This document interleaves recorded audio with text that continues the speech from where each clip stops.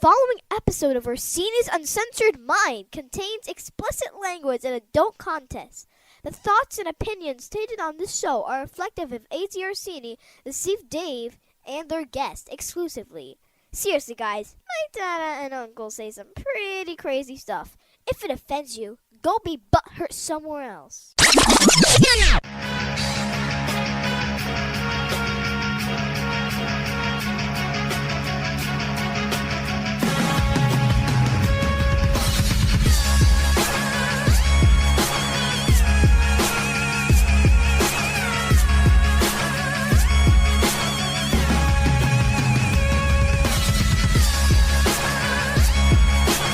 Welcome to Orsini's Uncensored Minds, and now your host, AJ Orsini with Dave. Introducing Mrs. O, Mr. Orsini's our dynamic and unfiltered partner in crime, someone who's lived the wrestling grind, paid her dues, kind of, and isn't afraid to throw AJ under the bus for laughs. Laugh track.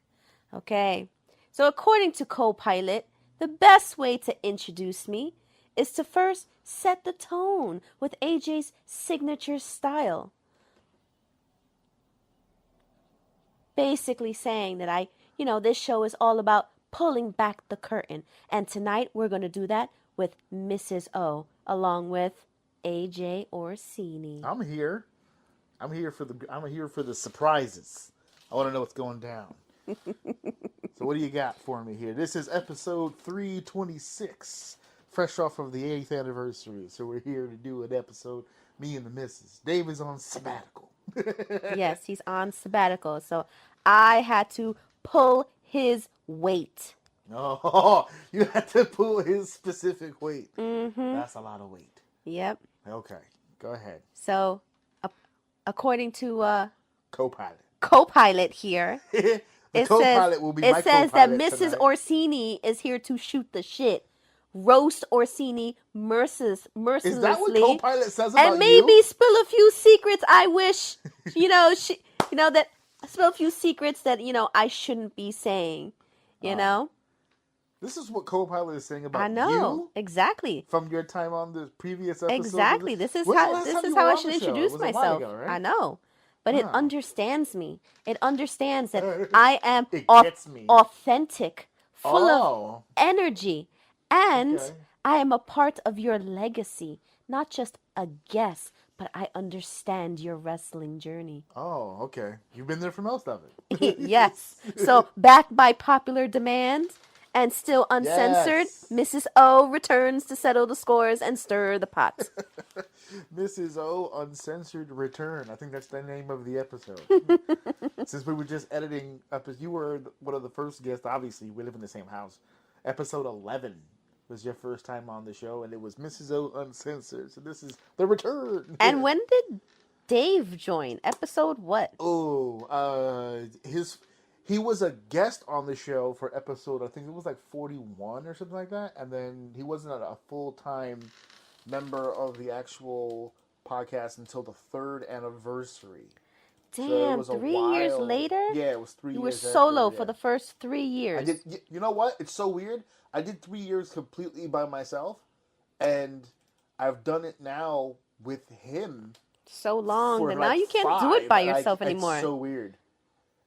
You know what? If there's anybody who knows what I go through when I have to do it by myself, it's you, because you see it in my face. I do. Like, all right. You're like, okay. Episode 160. I just looked it up. Is when Dave finally became. I feel like lately when you do it by yourself, you seem kind of angry. It's like you're angry when you're talking about wrestling, because now you're not full of laughs and you're not just jokey. You're I like the dichotomy of the back and forth. Before, when it was just me whistling into the wind, it wasn't the same. I enjoyed it when I first started it, when it was new. You saw how excited I used to get, and I'm ready to go. I'm ready to, ready to do my thing. But then, when I started noticing I needed a co-host, the more roundtables we did. Because as the episodes get later, you could see my energy kind of drop on my own, but then I'm back up for the roundtable. And then it was like, oh, it's just me again in the I know. Well, no round table this time. You just have me.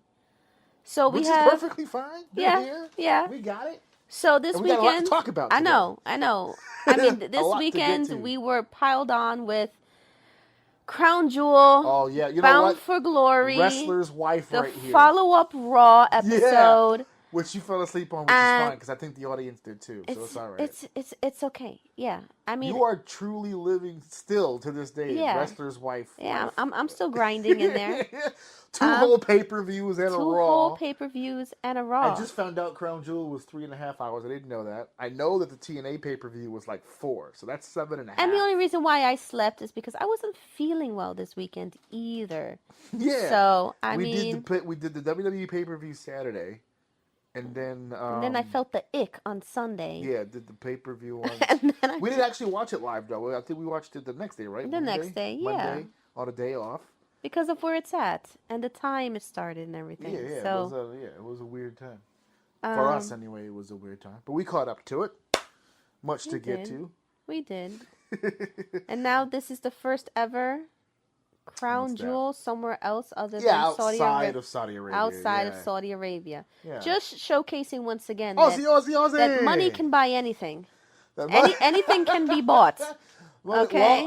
Well, for a brief second though. I mean, if you don't already know that, like this shouldn't be new. This is not breaking news. No, that but people can be bought. But I understand that. But when they made Crown Jewel, it was specific. I thought it was specific to them. Yeah, Crown. Like they were making making it personal, just to them. Mm-hmm. Their little paid project for the next 10 years, right? It was 10 years they were supposed to have Crown Jewel. It was a 10-year deal, yeah. And they haven't reached 10 years. And now they're all of a sudden sharing. We Googled it, remember? It was 2018? Yeah, so it hasn't even been 10 years, and they're already sharing the name. Well, you know what? We now know why that happened. Why? They were willing to give up Crown Jewel because they just got WrestleMania. What are you holding on to Crown Jewel for? We about to get Mania. So yeah, you give a little, take a little. It's a little back and forth. Sure, Australia got the Crown Jewel going, but we're heading for the big show. The big time where no one's going to bring their family and friends to WrestleMania this year. They got to keep all of the comp tickets. There'll be none to be had. So yeah, WrestleMania is going to be in Saudi Arabia, man. There's no need for it. Australia got the jump. I mean, overall, how did we rate the pay-per-view overall? Overall? Overall. I don't know if I have an exact grade, but I can vouch for the fact that it was better than fucking WrestlePalooza. It was. Honestly, I didn't like WrestlePalooza. Honestly, I felt Crown Jewel took the fun that WrestlePalooza was supposed to be. Yeah. Like in the name WrestlePalooza, it makes you feel like it's more lighthearted, more fun, not so serious. You just having a good time. So serious. But Crown Jewel I felt like was fun. Yeah, like they were having fun with it. I felt like this weekend was just a bag of jokes in the ring. Bag of jokes. Like everybody was just being jokey in the ring. I don't know who got in their ear, but it was just whose ear about the booking of the actual pay-per-view. Yeah, I just felt like everybody was being goofballs in the ring. Everybody was being goofballs. Yeah, as opposed to the last pay-per-view where there was only one goofball who was beating himself over the head with a do you remember when one of the Street Profits was doing Triple H's mannerisms? Yes. And you were like, I fucking hate that.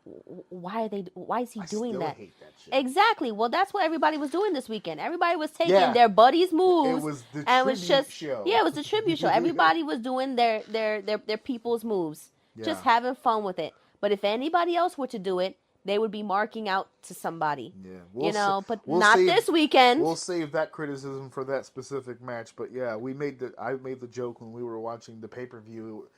It's almost excusable backyard wrestling. Because that's what we used to do in the backyard. For laughs and giggles, we just start breaking out RKOs, tombstone pile drivers. But it's acceptable because of the situation. It's two of the greats that we know are great performers and their last hurrah together. So they just went out there and goofed off.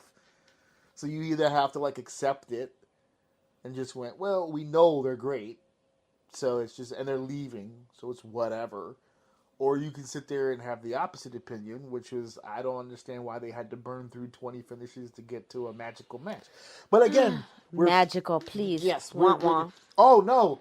Anyway. Oh, you haven't heard the filleting that's happened with this match. It's outrageous. I can't. Outrageous. I don't Greatest even match want of to. all time. Oh, no. Yeah. No. I don't even. Oh, Don't my get God, me you gotta started. hear it though. No. The glazing. No. It's phenomenal. So this pay-per-view had 5 matches. Sure did. Okay. Cinco. And let's begin. Okay. Crown. Oh, this is where I'm supposed to do the segment thing, but we're not going to do the segment thing. We only really have like the 2. What you mean segment topics. thing? You know, I did the. Well, no, you don't know because you haven't been on the show in a while. But I did show you the new videos where we do. I do a little segue clip where it goes segment 1 or whatever like that, and we get into like another segment. All right. Well, you can clip that in later, guy. Nah, we only got really the 2 topics. I'd be sitting here all day with segment cuts, so we might as well just. Well, the first one was Bronson Reed with Paul Heyman. Yes. Against Roman Reigns. The tribal thief. In an Australian street fight. Yep. That's what they opened the show with. Another Roman Reigns opener. They've been doing that a lot. SummerSlam also opened with Roman Reigns. He opens a lot of Because he got to go. He needs to take his nap after. He needs to regenerate. They're just trying to rejuvenate. They're trying to open the show with Big Pops since he's not in the world title picture. You know the old rule. If I can't go last, put me on first, bitch. That's the rule of thumb in professional wrestling. Yeah. If I can't go last, I want to go first. So what'd you think of the match? Roman. It was when we did the 8th anniversary show and all the guys were together and we were talking about the breakdown of this card. This particular match, it was kind of a foregone conclusion in our heads that it was just going to have a jumbled finish with a bunch of interference. It was just going to be a clusterfuck finish with the Usos because the Usos weren't even booked on the card. But we're like, okay, but that just frees them up to do shit. Just like Braun Breaker is not booked on the card, so it frees them up to do shit. So we knew there was going to be all kinds of shit happening, and that's exactly what happened. The Usos got involved, and Braun Breaker got involved. The only thing that they did differently in this match that I thought was a cool little throwback, we went back in time. We did a little bloodline magic for this match at the end, when there was no microphone, no interviewer, and the Usos and Roman are in the ring at the end of it, and they're talking to each other, and the mic is like right there. I know. Doesn't Roman Reigns like drop a bomb? That's old. Like, yeah. People can't think I can't win shit. Yeah. Yeah, he said shit. I heard it. For real. I heard it. Yeah. He said it from his gut. That's what they used to do a lot during the pandemic. Remember during the pandemic where you heard almost everything happening because it was so quiet? They did it again. They haven't done it in forever. No, it was good. And you know what? He kind of took the moment like to be like serious with him. Like yo, dog, like you really... Like, for real, you need to stop. You know what I mean? Like I love you, but what did I say? Exactly, I love you, but what did I say? For real, you need to listen, bro. Like, get the fuck out of my ring. You know, like, let me do me right now. The crazy line that became an instant meme. It's been all over the internet ever since. I don't want to see you till Christmas. There's people. There's people doing like. There's a video I saw earlier of this one girl. She played both Jimmy and Jay in the same shot. It was dope. And they just, like, reluctantly showing up to Roman's door, both in their attire, and Jimmy's got a pie and stuff for Thanksgiving. And they're like, man, you sure about this? Yeah. And they pushed the doorbell, and the doorbell didn't ring. It just said, acknowledge me. And the door opens, and it's her being Roman. She goes, I said Christmas. And slams the door. Oh, and shit. Goes, I told you, man. Just walk off. Pumpkin pie isn't going to solve shit. Pumpkin pie ain't going to solve nothing. You know Roman counts his carbs. Dang. You don't get leukemia abs like that by just eating whatever. He's a micro guy. So as far as the match goes, though, as far as the match itself, 21 minutes was 2 guys. That's what we said about WrestlePalooza. Was it WrestlePalooza? Yeah, it was WrestlePalooza when these two... Didn't they open Wrestle... No, they didn't open WrestlePalooza. No, were they on WrestlePalooza, or am I confusing that with the other pay-per-view? Which was the one where they went one-on-one? Because this was the rematch. There was another match where I'm looking it up now. WrestlePalooza. They weren't on this card, So then what the hell? I'm going through it now. Nope. When was not Worlds Collide? Oh, here it is. Clash in Paris. Yes, there it is. Clash in Paris. One of the criticisms this match had, and not just from me, but from a lot of different people, was the length. That they went forever and ever and ever. And I'm trying to pull the actual time, which was 22 minutes. This one was 21 minutes. Goddamn. So they stuck to it. They're gonna have this match regardless of what you got time for or what you gonna do. I feel like these matches lately have been kind of long. His matches in particular. Not just him, but I'm just like lately. They do. They draw. With They only have 5 been- matches. How do you do a 3.5 hour show with 5 matches? I know. You have to draw it out. I know. But his matches, some people- Roman's some matches, people can't go that long. drawn out. Yeah.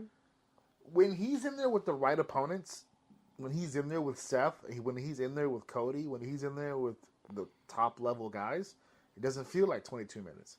When he's in there with a young guy that he's trying to build, it feels so very much like 22 minutes. It feels like forever. I felt like in reality, it was like 13 minutes for them and then like 7 minutes for everybody else's shit to be in the match. You know? Braun Breaker's moves and the Usos' moves. And I just saw a lot of them. And I started getting kind of tired of that. And then I got distracted by his Totti. And, you know, I couldn't. You're talking about Bronson? Bronson's Totti. He got a... I'm sorry. He's got a vajayjay. His thighs. The gear pulls in at the thigh, and it makes it look like he's got vagina lips exactly. on the side of his gear. It's distracting. Now, I'm not going to call this man a vagina. I mean, you should. I mean, we've seen vagina. That's what it appears to be. It's not it's appeasing no vagina. bueno. It's no bueno. Okay? It's no Somebody bueno. needs to get in his ear. Okay? That at any moment Put now, some shorts on, bro. the next match, we're going to have to start blurring that area. You know? Imagine they start doing it like a hentai or something, like a Japanese porn. Yeah. Where it's just like fuzzy in that one area whenever he does like leg drops or like something like that. The camera gets that shot. No, you got to pay extra on the Patreon to see the actual fuzz lips. So, yeah, Roman and Bronson yet again. And by the way, kudos to myself because of the 4 people that were on that 8th anniversary show, I was the only one that picked Bronson to win because it made the most sense. Yeah, congrats. That made the most sense. I don't think they disagreed with the logic of Brunson winning when I explained why I thought it. I don't think anyone disagreed. They just found it hard to believe that Roman would take a loss, which is natural because this is only, if you count a tag team match and one other situation, I can't remember, the 4th time in like 5 years he's been pinned. This is only the 2nd singles match he's ever been pinned on. The last time was Cody at WrestleMania 40. So I believe when people say, he's just not going to take a loss because he just doesn't normally. But I had a feeling here that I feel like they want to keep that going, Bronson and Roman, and I feel like if you got to do that, you got to give him a win somewhere. Australia made the most goddamn sense. For real. He's not going to beat him in any other 50 states that they go to. But Australia, I could see it. I could definitely see it. So, I mean, overall, I think it needed to be less timing.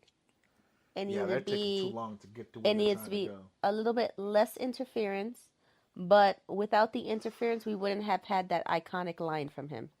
So see your ass that till that Christmas. that memeable line from him, we wouldn't have had it. I mean, you know what? Now that Christmas season is actually coming up, they should put that on an ugly sweater on WWEshop.com. Like, I love you, but I don't want to see you till Christmas. I don't want to you know? see you till Christmas. Bro.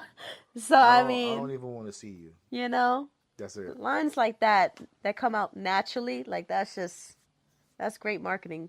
I love that. Just use that.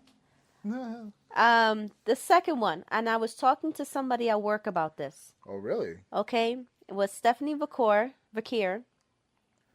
For whatever. And Tiffany. You know how many times I've messed that Stratton. name up on this show, and every YouTube comment that involves Stephanie is like, Vacare. I don't care if it's Vacare or for queer or for cur. So it's whatever, dude. So she's hot. That's all that matters. What my coworker was saying was like, oh my God, I'm so happy for her. She's won this belt. She has this belt. She has this belt. And I said, that's great. But it's reminding me of what happened. Here comes the slander. And I think, you can correct me if I'm wrong, but I don't want to, what I don't want is what happened to this person to happen to her. Oh, I know where you're going. Where it was that 1 year where, was it Sheamus? Yes, it was won Sheamus. Like every belt or... no, he won the WWE Championship in like 4 months. No, but he won other things that year too. Was it the Royal Rumble or the King of the Ring or this or this belt? It was a lot of things thrown at him. He won that title twice, the WWE Championship, and then but eventually, I think not the first year, but I think within the span of like the first 2 or 3 years, he had won everything. He had won everything. He had won everything. And from there, it's like, where do you have to go? If you've won everything there is to win in the first 3 years in, you have run yourself to the ground. They can't do anything more. They've done everything. You're saying much too soon. Yes, it's too much too soon. And I understand that she's hot shit right now. Okay? And, she has the ass to back it up. But I'm just saying, like... the Chilean culo is there. Yeah, I think they're doing too much and giving her too much too fast, because honestly, where do you have to go next? If you can't go up, where are you gonna go? Down. So now they're gonna start taking things away from her. She's gonna start losing things, and then once you start losing things, can you build her back up? Her culo can't save her from everything. Her culo can save her from so much. Okay, so I'm just saying, I think they're giving her too much too soon. Right. And it's not even like she is the best overall package of a female wrestler. There's still things she needs to work on. Her promos need to get better. That's due to the language barrier. I understand that. Right. But she needs to improve her promos so that her stories... Does she need improvement? So her storylines can get better. I just think right now she's just a great in-ring Yeah, she hasn't been asked to sell any stories yet so far. Exactly. She's just been getting belts. Yeah. She's just been proving herself as a wrestler. She hasn't lost anything or told a story yet. Exactly. And will she be able to tell a good story? Not with that. Or is she going to sound like Asuka? Or Io. Yeah. I need the time. I like Io now. She's bubbly now. I like her. She grew on me. She grew on. I know, but Asuka hasn't grown on me. A lot of people. Asuka has not grown on me. She's still the same. Oh, actually, she just got abusive, but She's there. I got her. She's Japanese. So and does it that sounds mean racist when she says it? Oh my God! But she's Japanese, and it sounds so racist. Hey, Kyrie with the little docile. Oh, Io-san. It's like, bruh, I feel like I'm back in the Demon Slayer theater again. Oh my God! Which, by the way, Marlon Wayans is so hot right now. So pissed. He's mad at the whole anime community right now. And I feel like she's losing culo. I feel like last year she had a tighter culo. No, quality of culo is not top tier as it was a year or two ago. It was tighter before. Okay, so she's been on the road. She's had a few burgers. Her ass is getting a little loose. Christ. It's still thick. It's still plump. We haven't set up the match. All we've done so far is criticize her career and her ass. Who's the match? The match is who again? I said Stephanie Victoria and Tiffany Stratton. Yes.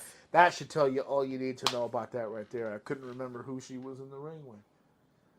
Now I remember the commentators, and they made a good point that Tiffany hadn't lost so far. She had a streak going, yeah. And she had a streak going, and can she keep it up? And I think she should have kept it up just a little bit more against Stephanie. So you think Tiffany should have won? I think Tiffany should have won, so at least she can have her first storyline with Tiffany, and then Who, after, Steph? yes, and then They after can't 2 or continue 3. anything between them Why? because they're champions from separate brands.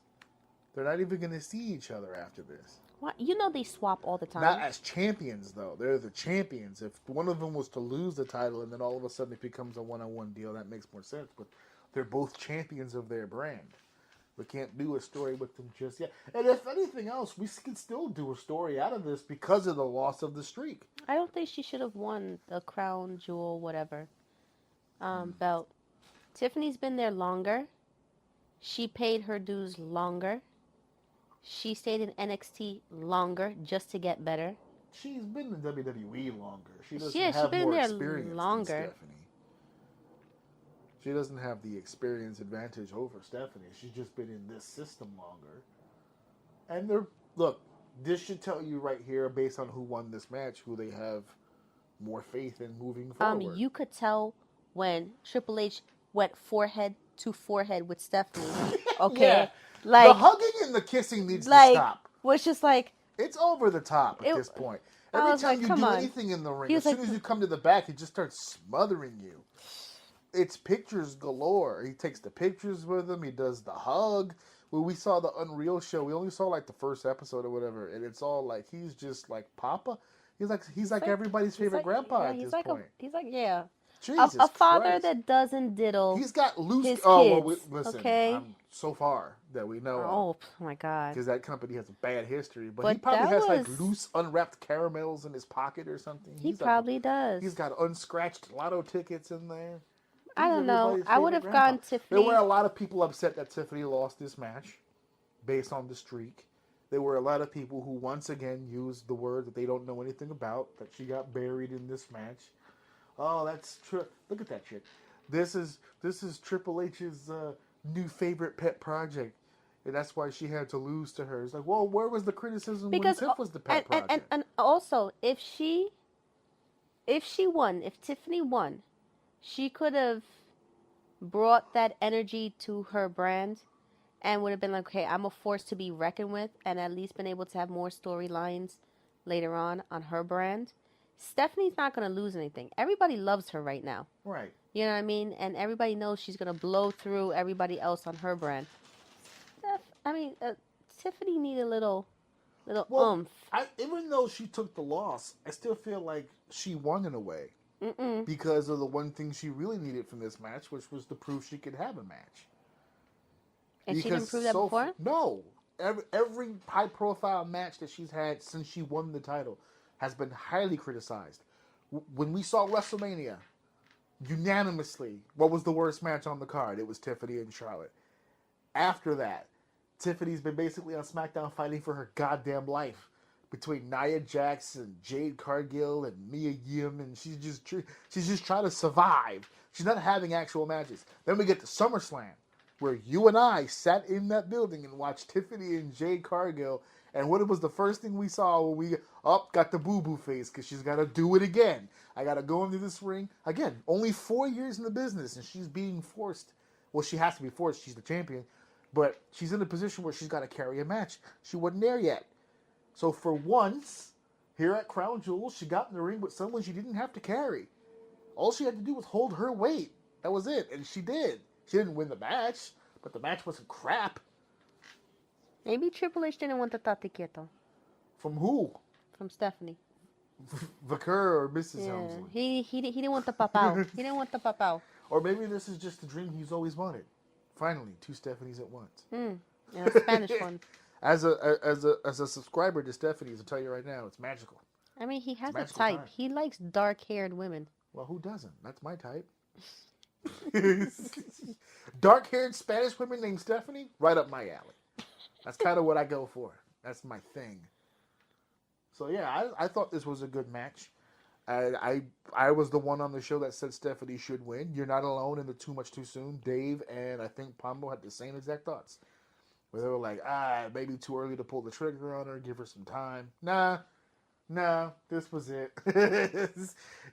Actually, not only did they say it was probably too soon for this victory, they thought it was too soon to beat EO for the title in the first place in Paris to win the title, let alone the crown jewel. So both times they were like, too soon, too soon, and she won both titles, both times. They need to slow it down with her a bit, honestly. Well, maybe this is the time. She didn't wrestle on Raw, but she did have a backstage deal with. Oh man, who was that? She was yelling at. And to think, it was only 10 now. minutes. I think that's something else a lot of people were complaining about. That it was only 10 minutes. Short. Yeah, considering Stephanie and Io went 20-something minutes at they went WrestlePalooza. Oh yeah. At WrestlePalooza, Stephanie and Io went pretty long, about 20 minutes, and this time they only got 10. But you know, I'm actually not mad at the 10. Hey, let's not risk an injury. These are both champions of our respective brands. Let's just get the point across. Oh, I remember also watching it. I was like, yo, she sweats like a pig. Oh, Steph. Yo. Yeah, she had the crevice sweats. And yeah, right she had here. that sweat that started from the neck and went down to the belly button. It was all sweat. And you just felt uncomfortable watching that. I didn't feel whole uncomfortable. thing. I'm just like, yo, that's a real Hispanic woman. That's a real Hispanic We fucking woman. sweat, bro. We sweat, baby. We sweat a lot. Okay? And I'm like, yo, she real. She don't care. I'm like, that just shows she's working. There you go. And she did. Damn. And she won. But then they had to zoom in on the sweat later on. I was like, God damn. Yeah, all this. We're watching it in the background. All this Eddie love out of nowhere. All of a sudden, is this his birthday coming up or something? There was a lot of Eddie love this weekend as well. But yep, that was the two world women's champions competing for the Crown Jewel Championship. That will never. That's the other thing too. We didn't talk about this in the beginning.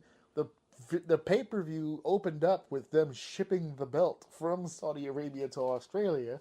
So I'm going to assume now that they've won the belts in Australia that it's going to stay in Australia? Is that how that works now? No, it's got to go back, honey. Go back where? To Saudi Arabia? Yes, that's their shit. They haven't shown any footage of it going back to Saudi Arabia. It's going back. And on Raw, they were still in Australia, so Seth and Stephanie still got a chance to wear the belt.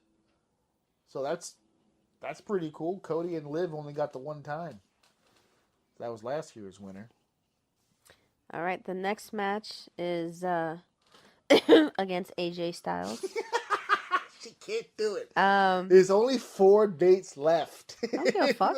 There's only 4. I don't give a fuck. I'm just saying, you don't have to deal with it for much longer. I have to have this stomach virus, for 4 more Till times. when is it? December 12th? I have to stay sick. I think December 12th. I have to be ill 4 more times. Give me a break. So chill. Give me a break. Yes. So it's like I want to beat this cancer already. I need it to be gone. Okay. Don't say that word out loud. He grants make-a-wishes like nobody's business. Oh my God. That's how you summon him. Ugh. it's through the goddamn make-a-wish. Oh my God. All right. So, what do you want to say about this? Well, we already kind of harped on it. We already talked about it kind of a little bit. This match was one of the longer matches on the card. 27 minutes. But the outlandish just mindset around this match is kind of what pisses me off the most. I'm not saying that it was a terrible match at all, but people really did walk away from this match. I saw it all over my feed. I saw it on dirt sheets. I saw it in videos. Thinking it was the greatest shit ever. That it wasn't even the best match on the card. It's one of the greatest WWE matches of all time. And I had to almost choke on oxygen when I heard it. Because I'm just why does it have to be the greatest thing of all time? It can't be the greatest thing of all time when the commentators are comparing it to playing a WWE game. Exactly. They and were doing saying a wrestling it on the match broadcast. and saying, somebody keeps doing these combos and doing people's finishers in the ring. It's like making your own character and just letting them do every wrestler's moves. It was too much. And the thing is that there was a moment when was doing somebody's move and I remember you saying, oh my God, I didn't even know he knows how to do that move, and then he did it, and then we both said, "Oh no, he does not know how to do that Oh, I move." wish I could remember what that was. Yeah, it was a So specific move. he's taking people's moves. He's not even There's doing a it reason correctly. He doesn't do that move. Yeah, Okay, exactly. his setup looked wonky. I mean, and just like clumsy, and you can tell he was just doing it to have fun, and it wasn't real.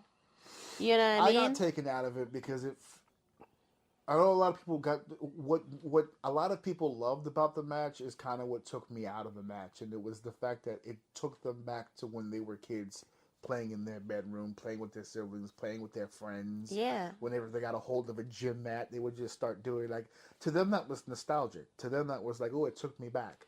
To me, it took me out of the match that was happening. And then they placated to the audience midway. When the the 619 thing. Yeah, when the audience was like, "Do the 619," because now and then they set that up. The fans are getting hip to the idea now that they're just doing shit. Yeah, so then So they they're want to like, call all right, a so move. now it's like, oh, since we're just doing whatever, do fuck this it, move. do this one, right? Yeah, yeah. And it was an outlandish chant. It was like 619. Okay, Styles in his day, obviously very athletic, but this is Grandpa Styles. Who in this ring right now was doing the 619? And you could see and him everybody thought. You could see everybody thought. You could see the two of them talking to each other. And all of a sudden, drop to a whole end of the ropes. And I'm like, all I can think about in the moment as I'm watching this is going, cut his ass off. Don't let John try this. And he did. He cut him off. But I was just like, for fuck's sake. Yeah, so no, it was just, I mean, fan service is not exactly a terrible thing. And if you enjoyed the match for what they did, that's fine.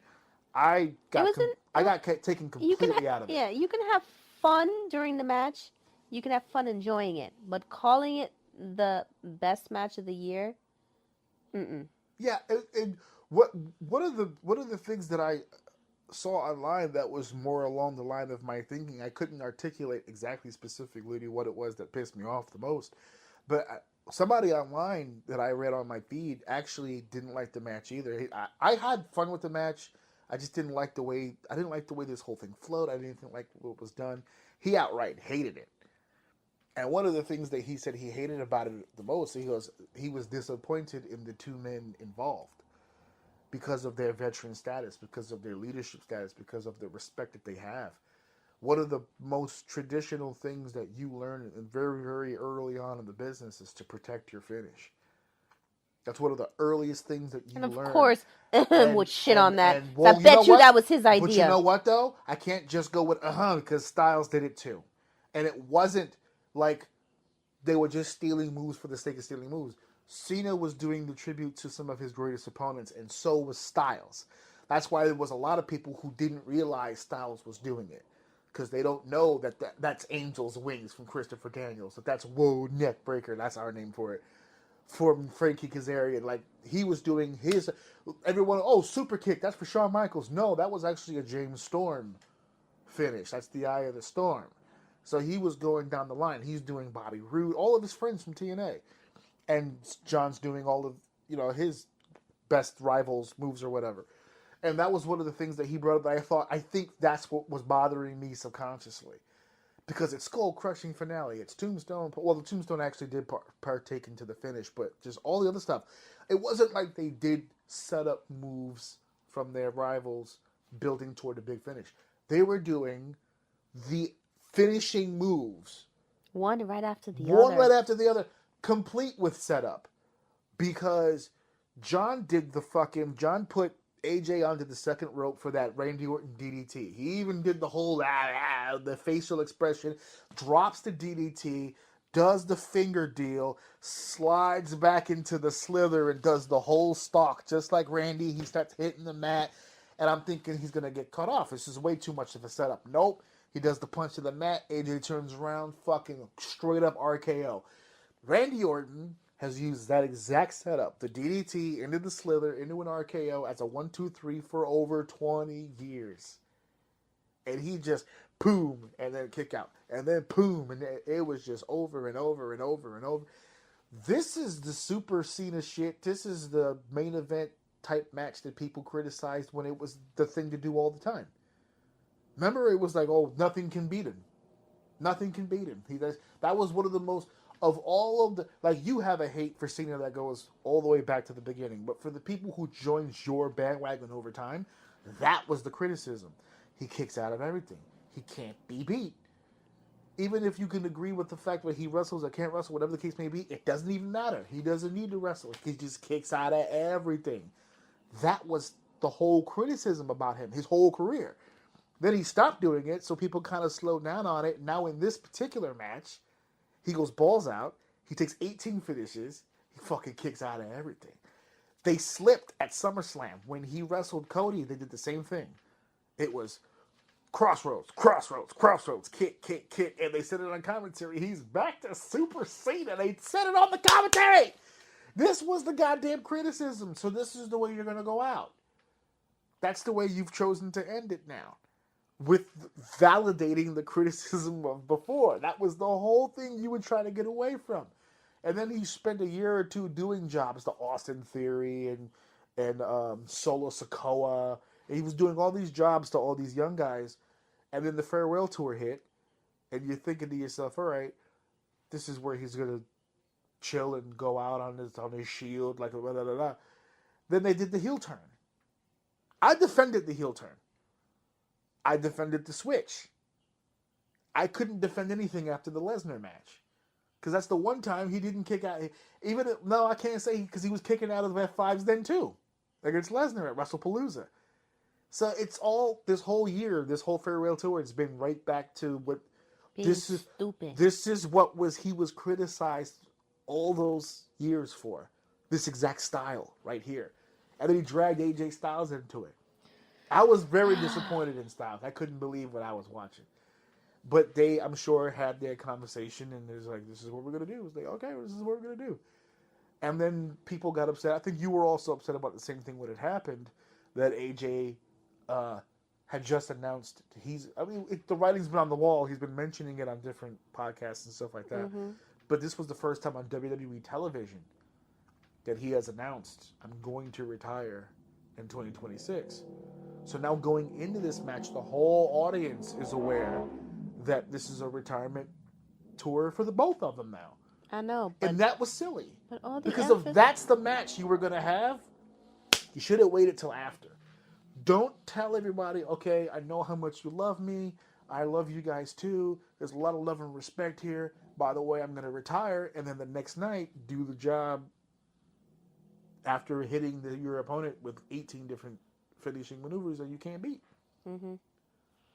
Now, if he would have not said that, had the match, come out on Raw the next Monday or the Monday after that, give him a week off or whatever, come back, and have him reflect on the efforts that he put into facing John at the pay-per-view, putting everything he had into it, fighting as hard as he could, and I just couldn't pull it off.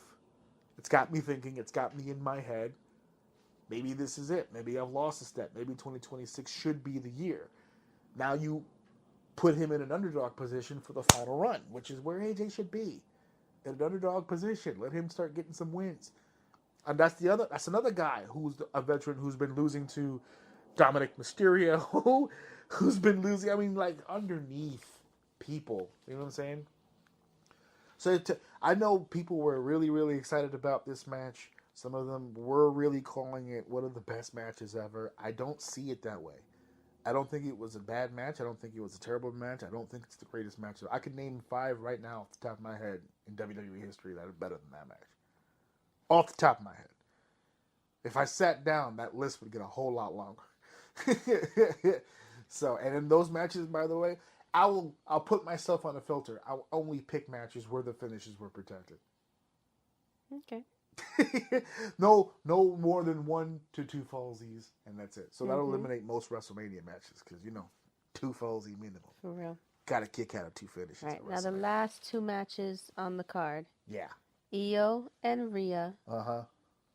Versus the Kabuki Warriors. Yeah. 3 Japanese women and an Aussie girl walk into a bar. Now. They have a tag match. Now, I like the little... I like the little team of Io and Rhea. Okay. It's growing on me. Right. You know what I mean? I like how Io's being like a little little puppy dog, yeep yeep yeep yeep, you know, to Rhea. Oh, yeah. But I think it would be fun and adorable or cute Okay.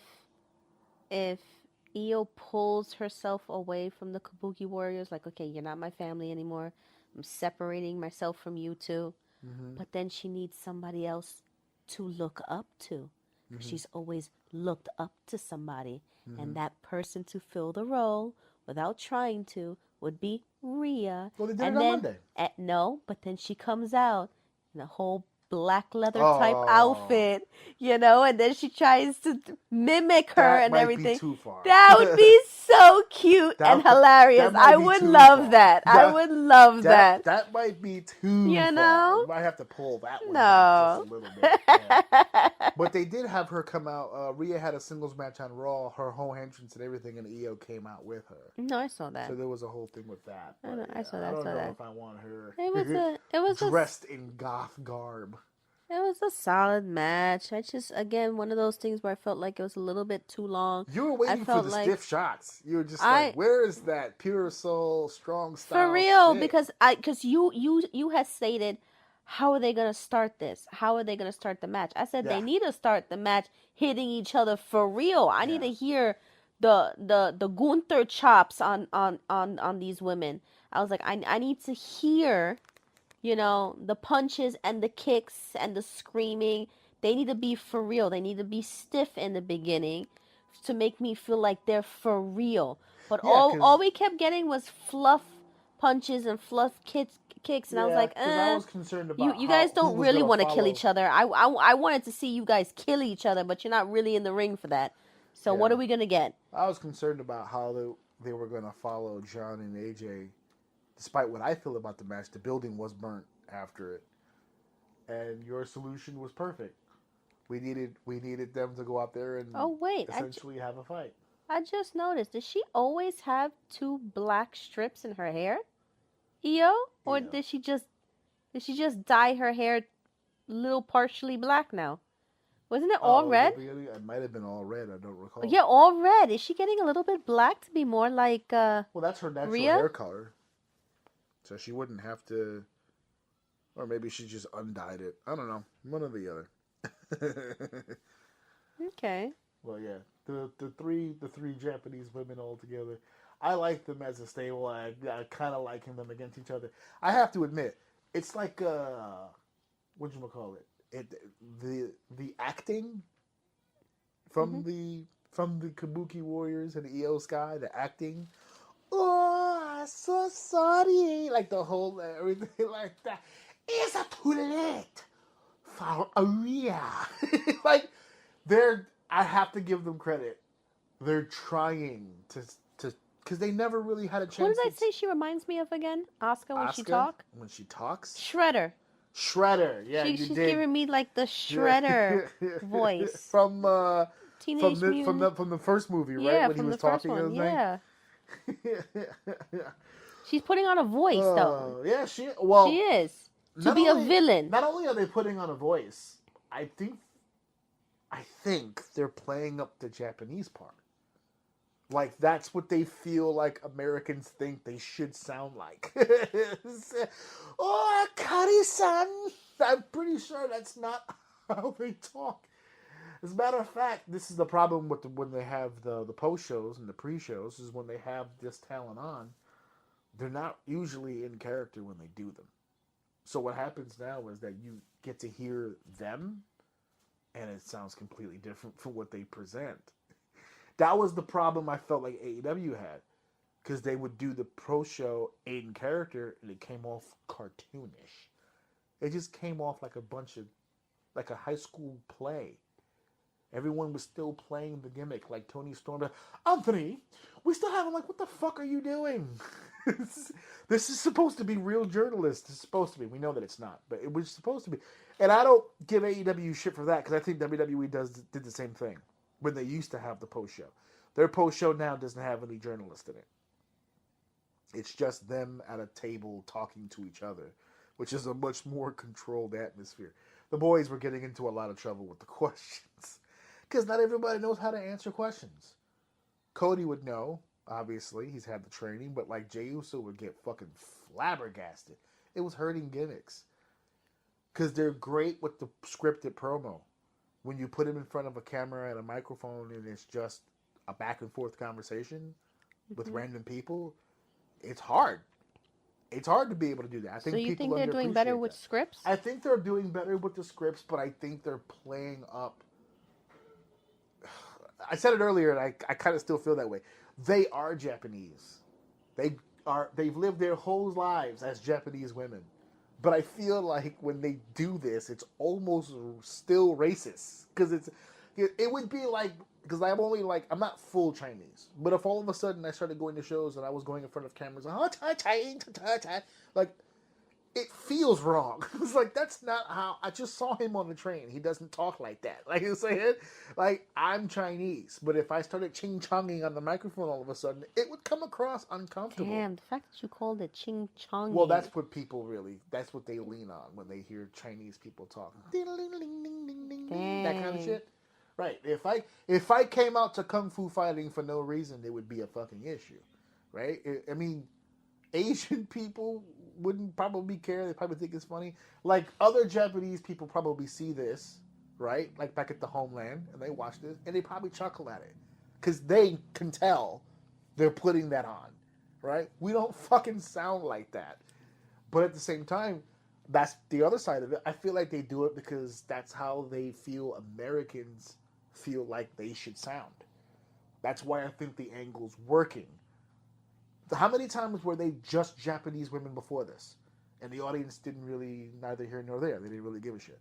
Now, they're doing basically like low-budget anime characters where they're just like, oh, Asuka-san, and the whole time. And now everyone's completely into it. So it's working, but I think that's why it's working, because that's how Americans didn't give a shit until all of a sudden they became extras from like a One Piece episode. It's working for now. But I probably chose the wrong anime because that's the one that has a mixture of languages, but you get what I'm trying to say. I also noticed, do you remember when we had the matches between Io and Rhea? There was 2 matches. Everybody was like, both of them were dope. They were killer matches. They were so good. But you know what? Io did a lot in those matches. Yeah. And I feel like she bumped around. Here, she was a bouncing ball. Yeah. She did the same thing. Because remember when we were talking about Io and Rhea, and we were like, why are those matches so good? Is it Io or is it Rhea? Yeah. You know, and then when it was Io, Rhea, and Naomi, yeah, and we were still like, nah, it's still dope, but it definitely wasn't because of Naomi. Yeah. So it's still between those two. Because those two found a way to fit Naomi into what they do. I know, but here, it was a lot of Io. She was in there most of the time. So it was like Io and Asuka, Io and Kairi, Io and Asuka again. It was mostly Io in that ring, and I have to give it to her this time. It was her that made up a bulk of this match and made it good. And then Rhea came in at the end, you know, and she does her thing, but it was mostly her. Well, and I have to give it to her. She's like the Japanese workhorse. Oh yeah, by far. Yeah. You know, she's good. She's really good. She's coming up there. I think her ability is what made the situation easier to have Rhea be on the outside. I think what they learned the last time they were in Australia for a PLE, because the last time they were in Australia, it was Rhea Ripley and Nia Jax 1-on-1. And what they learned from that match is that she's so over with the audience. And her frame. I know that you said that she's lost weight, she's lost muscle, and she has. She's probably more frail now than we've probably ever seen her. But she's still physically bigger than a lot of the girls. So it's hard for her to get sympathy as a baby face. That's why they did the Nia Jax match. They figured with Nia, of course, she's so overbearingly powerful, it's going to be easy. The problem is that it's Nia, right? So nobody really buys into her. She's sloppy and the whole thing doesn't work. What they did here was they figured out, we're not going to have Rhea sell, because that's just going to kill the audience. We need her to only be in parts where she absolutely shines, which is what they did here. but we do need a babyface to sell.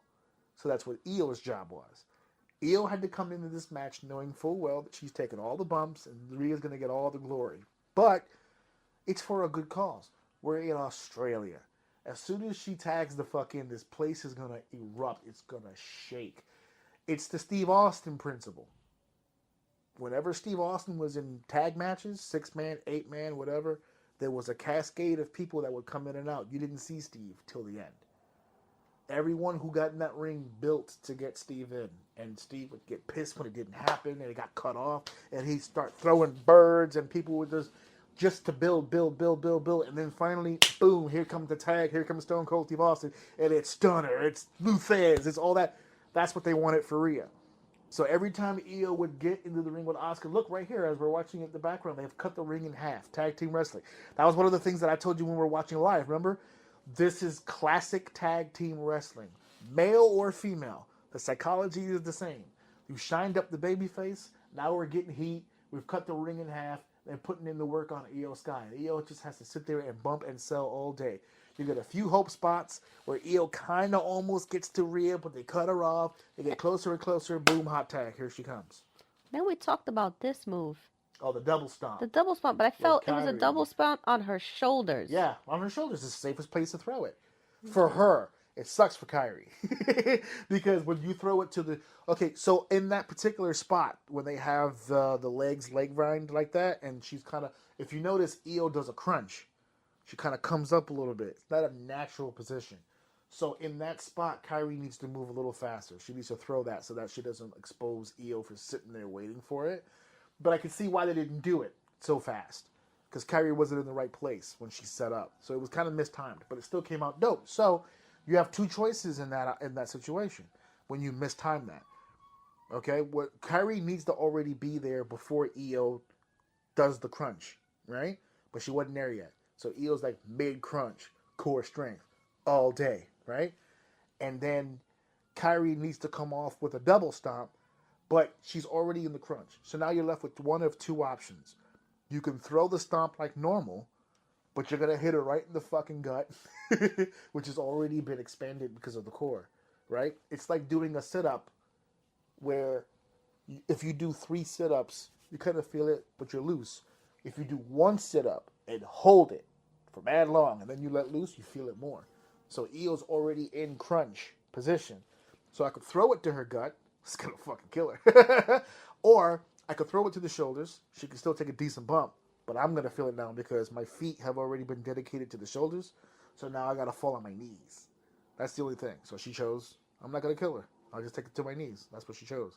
It doesn't come off as cool as if she would have just put her in the corner. If Asuka would have put her in the corner and Kyrie would have just jumped up and just fucking murdered her, but it wasn't as safe, so they just rolled with it. So it doesn't look as cosmetically pleasing as the other option. There goes the fury now between Rhea. See, that's all Rhea needed to do was just be a goddamn beast. That's it. That does more. And how long was this match that we say it was? This tag team match? This tag team match was 1955, so about 20 minutes. 20 minutes. 5 minutes of Rhea Ripley in a 20-minute match. Pure money. Pure money. She's look at the cell and everything. We're doing a variation of look at that kick. Shining Wizard. We're doing a small version of a watch along right now because it's on in the background to inspire us during our talking here. But yeah, you don't need much from Rhea Ripley to get the ball rolling on that. Absolutely. And then the last match, Seth Rollins versus Cody Rhodes. Here we go. Where's my meme? I need my Randy Orton meme. Your Randy Orton meme? For those of you out there who know what the initials, IFUK, if you know, whatever the fuck. So there's a meme that's been going around since 2009. It's when Randy Orton faced Kofi Kingston. And there was supposed to be a spot where Kofi was supposed to do something and he completely whiffed it. So Randy just dropped him with an RKO. It wasn't even like it was like a fixable thing, but he just got mad. So he RKO'd him, and when he got him, he just went, stupid, like on camera. For everyone to see. So that became a meme for forever. People like made gifs, just stupid. That was the face that I made during the course of this match. when Seth Rollins torpedoed his dumb ass off the top goddamn rope and front bumped a coast to coast. This man did a fucking 20-foot headbutt across the ring, and you were sitting right next to me. And I said, "Oh, what's he gonna do? Coast to coast? He's never done that before." Does the coast to coast with a headbutt and a front bump, and my immediate response: stupid, stupid, stupid.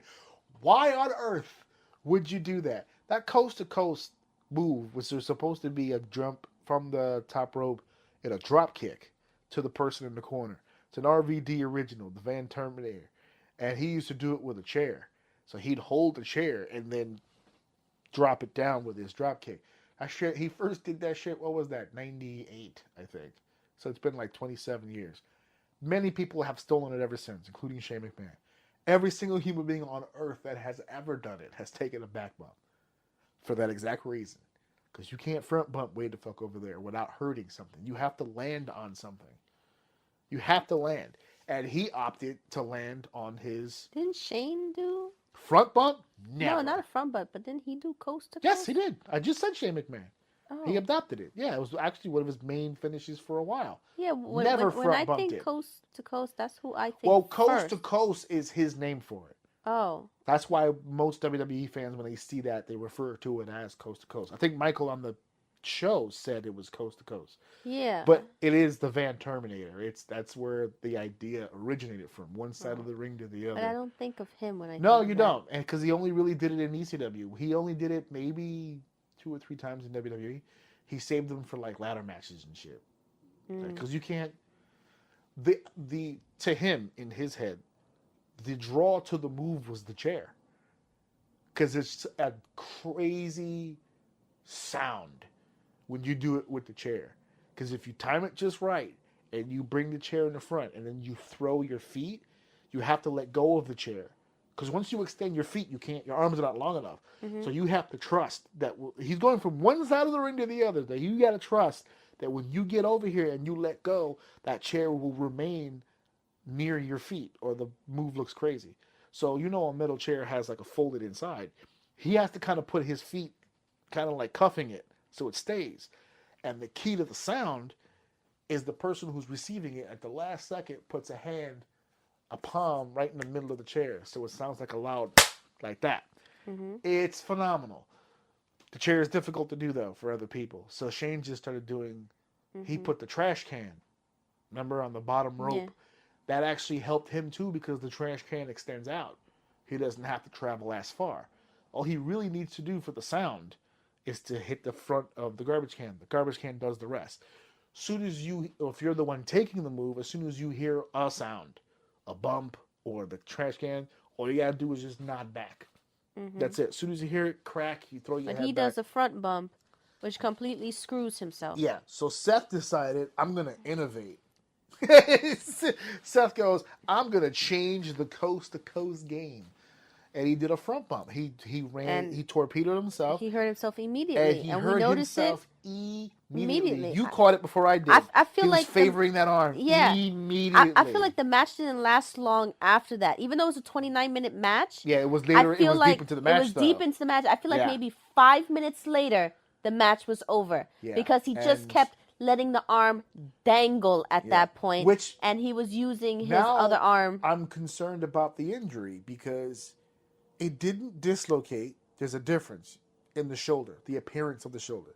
As someone who's had a dislocation, and as you who've seen the dislocation, there is a very visible change in the area. It looked like it was a muscle thing. Yeah, it looked more like a muscle thing than an actual bone or a fracture or something. What are people saying online? Rotator? No, so far it's all speculation. They haven't actually said what it is. But there are many things that are on the list. But clearly they took him off. Rotator could be there. The group. See, but here's the thing, too. When he did his entrance on Raw, he didn't show any visible signs of an injury. The attack was to write him off because he has one. No. When he got in that ring and they attacked him, he was holding the belt with the good arm and he was letting the other arm just dangle. When he held the mic, it was with the good arm and he continued to let the other arm dangle. So he wasn't doing shit with that arm. So that sounds to me like it's a muscle tear. That's what it could be, He or a was just joint letting it issue. It's dangle. not a break. It's not a fracture. I don't But even it's think he's time off. sprained. It's And it's too bad that but he if it's a muscle won this thing, match yeah, just to get time off. I don't foresee it being a lot of time off. Fortunately for him, and we were just talking about this in the car, all the injuries that he's had recently, none of them to the area that got affected. So this is new territory as far as injury. So I don't know if he's going to be gone all that long. But we were talking about it. I think this is a good time to bring it up. Maybe it's about time to have that conversation because these injuries are piling up.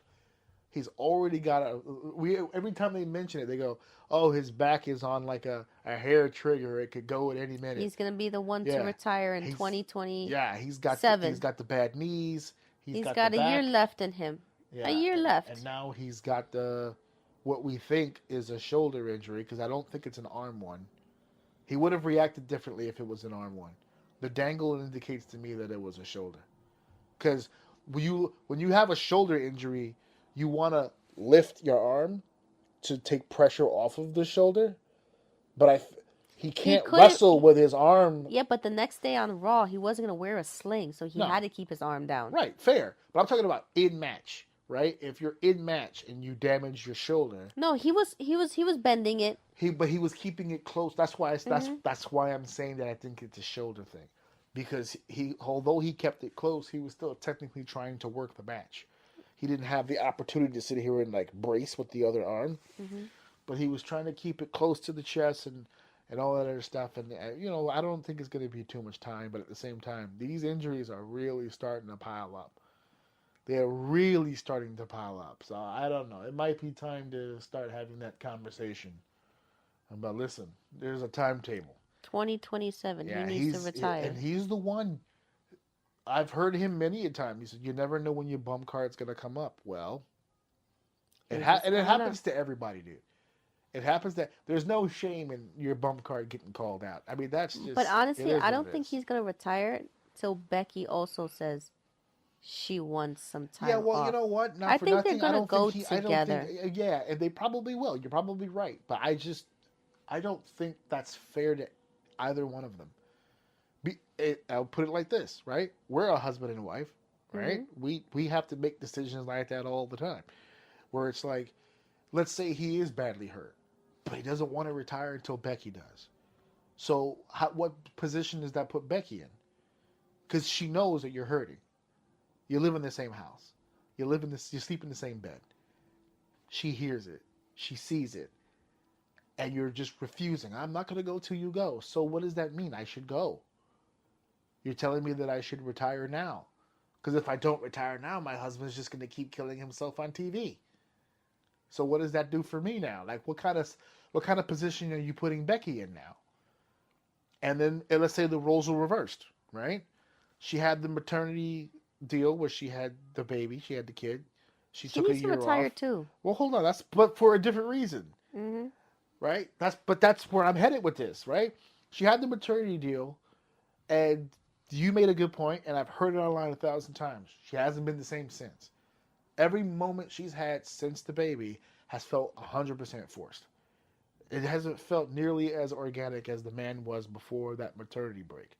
It's just something different about her as a performer and about everything. Mm-hmm. She has her fans. She has her not so passionate fans. But she also hasn't had many injuries. She's not old. She could do this a while. The problem is that there isn't a long line of people who really want to see her continue to do this. Mm-mm. So what if now it's the other way? Well, I'm not going to retire. This is Becky I'm saying now. I'm not going to retire until Seth does. And now this continues to chip away at the legacy. What does that do for Seth? I'm pushing it so I can continue to do what I'm doing, but you're forcing yourself to continue to do what you're doing. So what does that do for me? Because now they're together on screen. So that blandness or that inability to connect for Becky, and that starts rubbing off on Seth, we got a real big problem now. So this is why for years we didn't tie them together. I know. So that in case something happened to one. Once you tie the wife to the husband. That's forever shit because the hits crowd is fan. never going to forget that. Shit's gonna hit the fan. We all knew, but it was never in our when face. Bella came with Cena, Yes. when there you Daniel go. Bryan with Brie, Mhm. like that's it. Everything goes downhill Miz and after that. Maurice. Yeah, Miz and Maurice, like Yep. everything goes downhill. You can't put the toothpaste back in the container. Yeah. Once you tell the audience in kayfabe, we're married, that never goes away. Even if you storyline, when Triple H and Stephanie did the storyline about them being a couple, they weren't really a couple at the time. Well, at the start of it. By the course of it, they became an actual couple. But even in the kayfabe world, we didn't know for sure, right? We all had, come on, let's be honest, right? But it was never told to us. As the years went on and we find out they had a wedding, they're really married, they couldn't hide it anymore. And since she was an authority figure on camera, they just went with it on TV. Just, no, we're actually married. Every day after that, they could not be in the same bubble together after that, Triple H and Stephanie. It was already bad to begin with people online. Well, he only got the opportunities because he's married to the boss's daughter and the whole shebang. And then they just steered right into it. Now nobody gives a shit. But at the time, it was a big hot topic situation. So Cody Rhodes and Seth Rollins, 29 minutes, for about 30 minutes. They had a heck of a match. It was an all right thing until the injury, and you can tell there was panic in the ring. You're like, we got to make this work. We'll make it work. We'll make it work. And they did. Thoughts on Seth Rollins, despite the injury, pulling it out and getting the win? Right? That's what people really wanted to know if he could. Mm-hmm. So the thought on that, he finally gets the win, and now that's it. It's like when Cody Rhodes won at the Hell in a Cell. He got the win, and then he was gone. He was gone. So here we go. Seth gets the win, and now he's gone. Oh, the South Park, and now he's gone. And now he's gone. Just like that. So, crown jewel in Australia. Hey guys, AJ Orsini here, and I am super excited to let all of you know that we have completely rebranded the official OUM YouTube channel. We have changed the handle, we've changed the look, we have changed the feel and the vibe of OUM's exclusive YouTube channel. Now, all you need to do to access this YouTube channel, it's very, very simple. You go into the search bar, you type in OUM Network, or you can type in youtube.com/@OUM Network. It'll take you right there. This is going to be all-encompassing, every aspect of OUM officially on YouTube. It's going to be the episodes, it's going to be the shorts, the reels, the independent spotlight, it's going to be the OUM Minute. It's all of your OUM needs on the official YouTube channel. Check it out today. Alright guys, TNA Bound for Glory. Now, normally on this show, we don't really talk a lot about TNA. Matter of fact, I very rarely ever bring it up anymore. There's been a few occasions here and again. AJ Styles returning, some sort of big match that took place, or some sort of title change that was weird. I haven't really talked about a pay-per-view of TNA. And for the record, these are not PLEs. These are still pay-per-views. So I can say it, and it counts, baby. We haven't really talked a lot about TNA and the pay-per-views at a long time. But there's stuff that happened on this show that I definitely wanted to talk about. We don't have to go extremely in-depth on each particular match, but I will give credit where credit is due. We'll go over the matches as in detail as we possibly can, but there's some major points at the end that we really need to talk about. More importantly, the semi and the actual main event obviously struck a chord with the two of us and so many of our friends and family. But TNA, Bound for Glory, taking place in Lowell, Massachusetts, which they did a WWE thing. Remember I said that to you when the pay-per-view started? They're doing a WWE thing. When they go to New Jersey and then the whole package at the show is all New York shit. You're like, you're not in New York, dude. You're over there. I know that you can see New York from where you are. They did the same thing here. They're in Lowell, Massachusetts, but everything in the promotional package, everything in the build-up was all about Boston-related. Boston Celtics, footage, the marquee arena, all that stuff. You're in Lowell. What did we GPS it? 52 minutes. They're about an hour away from Boston. So they're pulling a trick out of the old marketing cap here. But yes, TNA Bound for Glory taking place. We'll go through the matches and eventually get to where we really want to talk about how it affected us as individuals. So go ahead and start us off. What was the first match on the card? It was Steve there. You go. McLean Macklin. and Macklin. Sorry, and Yes. Frankie Kazarian. And Frankie Kazarian for the International, I think it's called. Is that what it said? TNA International Championship. I don't know much about the International Championship. Up until this pay-per-view, I didn't even know they had one because I haven't really been following. But it's for a title, so that's a good start here. What was? I think it was Steve Kazarian. You obviously know. Yeah, I know Kazarian. You know Kazarian. I was like, he still look good. Still in shape. Still in shape. Keeps it tight. Keeps it tight. As far as TNA goes, no matter what he does, he'll always be one half of the coolest tag team of all time. Him and Michael Shane, going way back into the TNA lore, especially his work in the X Division. But you were trying to put a finger on Steve Macklin. I don't mean that physically. I mean that in a very literal, in a very figurative sense. Pinpoint that guy. You were watching him and you were like, I know him from somewhere. Yeah, and I couldn't put my finger on it. And I thought you meant maybe like in person. That's why I was like, yeah. because I've worked with him. Yeah, I thought maybe when you worked with like in Connecticut, but then you were like a New Jersey company. Yeah, I think the only times I've worked with him is in Jersey. Yeah, I've never worked with him in Connecticut. And I was like, well, I mean, his body's not as in shape as Kazarian. Oh no, Kazarian is like got a nice tan too. Yeah, he's built like a god right now. Ah, Greek Adonis from California. I mean, he's still looking good.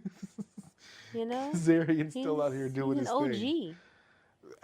Literally though, like as far as like TNA originals, like if you want to go back to like the old Wednesday night days, he goes all the way back, and he's still in here rocking, doing his thing.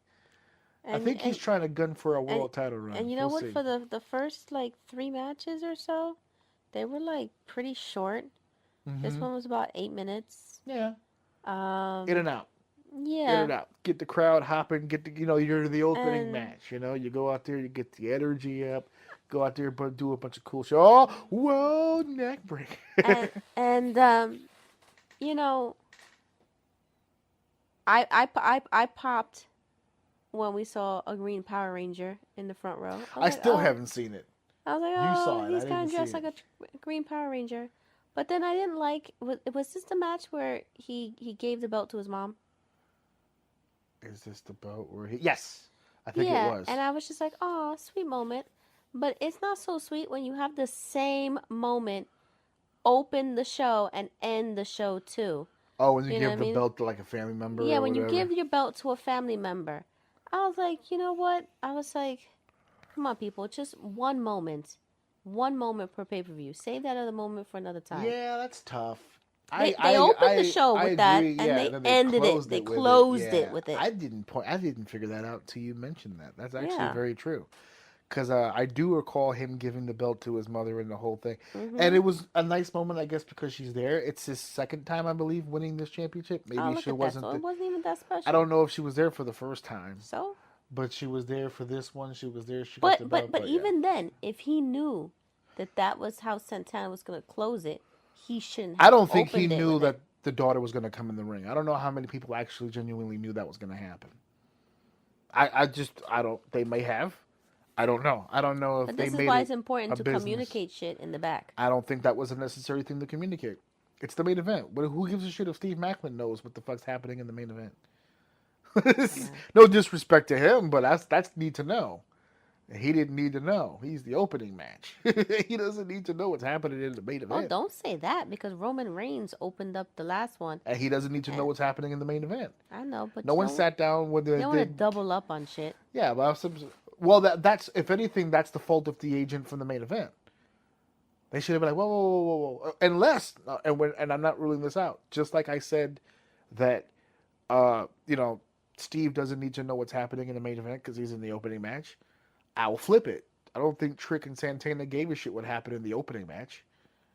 I don't think Steve consulted with Trick and Santana either. I think the two people just came up with ideas and they were both approved. I don't think they actually went to my fault. The person I put at fault is the person who approved both. Yeah, let's have both happen. Let's just see what happens. But yeah, 8 minutes, pretty solid match. If anything else, solid match. It was good. It was a solid For match. I love the military deal, including that. He's a military man himself. And true blue. Like if you meet him in real life and you have a conversation with him, I mean he talks like a military dude. Like he's about it. That boy is disciplined as hell. I love that guy. And he's in a relationship with Deonna Purrazzo. I still doing it to this day. And the two of them together. I've seen him by himself and I've seen him with her. And when he's by himself, he's a real chill dude and the whole thing. When he's with her, he's a complete goofball. He's a lovable dude. Not like a little teddy bear. Yeah, look at that picture with the middle fingers. Yeah. See that thing with the mom? I didn't even really put that together until you mentioned it. See, the fact that he took the belt back, did the whole thing. I don't know if that was. I don't know if anybody in the back knew that was happening. It seemed like a spur of the moment. She happened to be right there, kind of deal. So, yeah, but pretty good opening match. No, it was. It was good and solid. It since I haven't seen it in a while. Yeah, it's good representation. Yeah, it's a good representation of what's to come, of the solid wrestling that's to come. You know, there was no mistakes, there was no sloppiness. You know, it was on point. The second match was Tessa Blanchard with Victoria Crawford against Gia Miller with Jody Threat. Yes. Jody Threat. This match was weird for me. I was starting to get, you know how we say like we used to watch and then we fell off? Mm-hmm. I was starting to get vibes of why we fell off for a split second. I was From like, this match? This is where it started. Oh, dang. And I was like, uh-oh. Because, first of all, I know who Tessa Blanchard is. I didn't know who Gia Miller was. And then they played a package at the beginning of it, illustrating to me that Gia Miller was an interviewer. And they were just beefing because Tessa was being really disrespectful to Gia. Gia's an interviewer, so she eats it, right? But she kept doing it over and over, and then there's a moment where Tess puts her hands on Gia. She's not going to stand for it. She's going to defend herself, and then it gets revealed that she does have some wrestling training. She used to be a wrestler back in the day. When she came to TNA, she came as an announcer, but she has wrestling experience to some degree. Not as much, obviously, as Tessa, but she's not just some punk announcer who's just going to get punked out and played, and she's going to get her respect back, right? That's the whole package. Then we get to okay, it's time to ring the bell now. We do the entrances, and I think I said this to you when we were watching it. Tessa comes out first with Alicia Fox, with Victoria Crawford. And she does the whole I'm a fake Mexican routine deal that she normally does. And then Gia comes out to this monumentous entrance. Like, she's got this great song, great look, the attire's there. She's got a ring entrance. She's got everything going for her. She looks like a big deal, Gia Miller. And that's when I made the point. I was like, ooh, this is a mistake. Because if she is an announcer and she hasn't had a match in a while, which could be a shoot, I don't know, the idea that you're presenting her as a wrestler, I feel like was a mistake. Because there's no way she's winning this match. A. And you're presenting her like she's a threat to Tessa. So I went, okay, well, maybe they're going to push the idea that she's a wrestler.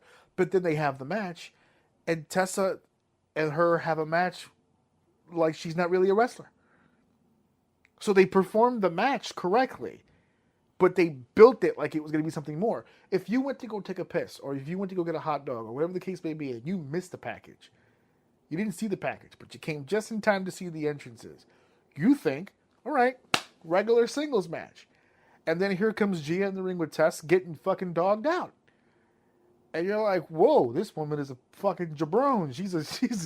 She is garbage. What was she doing in the ring with Tessa Blanchard? And that's the takeaway. Like, if you were trying to put her in a position where you wanted to build something, let's say that this was the beginning of an in-ring career for her in TNA, shitty start. Shitty start. It's not Gia's fault. It is not Tessa's fault. They had the match they were supposed to have. They just presented Gia like she was a big deal when they shouldn't have. They should have presented her as she was presented before this match. An announcer. When an announcer gets into the ring for a match against their will, it should have been like a Michael Cole type match when he something came like out that, kind of geeky, where it's like, yeah, like he's kind not- of trying to be not training the geeky, last couple yeah. of weeks to kind of like. we don't need her to be a chicken shit, but at the same time, we don't want her looking strong and fierce. That's not. She needs to be an underdog. She needs to know. The audience needs to know she's fighting from underneath, right? And she wasn't. Everything leading to the match looked like she was a big deal until the match happened, and then they had the correct match. Tessa is supposed to dominate this girl. She's not just a former Knockouts champion. She's a 2-time world champion. She won the men's belt twice. By that logic alone, there shouldn't be any woman in this division that gives her a problem, let alone. Yeah, but your problem an was how she announcer. won. Remember, she like cheated or like. Oh yeah, that was another issue. Yeah. She dominates the whole match, and then there's a comeback that comes, and then the actual finish is that she cheated to beat the announcer. Yeah. She didn't just beat the announcer, even if it was by the As skin she of her should teeth. for She a should former have 2-time world knockout champion. and world champion. She Yeah. should have easily. She should have easily And the beaten this funny woman. thing is, not only did she cheat, but she came prepared with the item to cheat. Yeah, so had she the already had the coins. idea in her head. Yeah, I might already- have to cheat my way out of this. Yeah, so she already against had this, it. against this backstage interviewer. Yeah. That hasn't had a match in years. Yeah. I might have to cheat to get by this one. That made no sense. None of this shit made sense. The only thing that made sense was the beginning and middle of this match. She's supposed to dominate Gia, and then Gia's supposed to fight from underneath. That's correct. Mm-hmm. But the build-up leading up to the bell was weird. It was weird. I get it. You haven't had a match in forever. It's your first time live on pay-per-view. You want to look the part. But that's not storytelling. We're going to get there. Survive the test match, right? And we'll move the storyline along, and you'll progress over time. And eventually, by the time we get to the end of this program, the audience will have bought into the idea that you're a wrestler, like a real wrestler. And then you pull out the bullshit. Not night one. That was a situation of an individual thinking, I'm going to have my moment before we got to the moment. That this was the moment. That's called short-term thinking. This is my moment. I'm finally on pay-per-view. No, your moment is 3 pay-per-views from now. When you finally give the heel the comeuppance. This is the show where you're supposed to get your ass kicked. And she did. But, I don't know. In my eyes, in my opinion, they damaged her to the audience because they really got that audience thinking she was something really special. Oh, it was like a big debut. That's what it felt like. If you didn't see the package and you saw the makeup and the look and the music, and she had a ring, a rope deal for her entrance and the whole shebang, she felt like a star. And then she got dominated the entire match. So yeah, this one wasn't very high on the list either. This one was more It was like about 6 minutes too. yeah, that's That was short. But you could have done so much more in those 6 minutes. They could. I mean, maybe they should have. If they would have done it 6 right. minutes, it should have just been a straight squash. Yeah, and then they've got Jody Thread out there, who Jody Thread is a great talent, Mm-hmm. and she's in the Call Your Shot Gauntlet, whatever, later on in the show. Mm-hmm. In this particular case, I think this also hurt Jody, because this is a situation I don't feel like really. It didn't really need her in this situation. I know that she's a part of the story they're trying to tell. Jody was the one that was there in defense of Gio when Tess was going off, which is just more issue for me for this whole match, because Jody is out there to play counteract to the heel in Tess's corner, which is Victoria Crawford, right? She's there to be that foil. When the heel does something, here's where Jody gets involved and evens the playing field, right? which is, again, classic wrestling, easy psychology. Jody got the spot. She comes off the top rope. She knocks everybody over. Everybody's happy. That might be one of the biggest pops of the entire match. She's not in the match.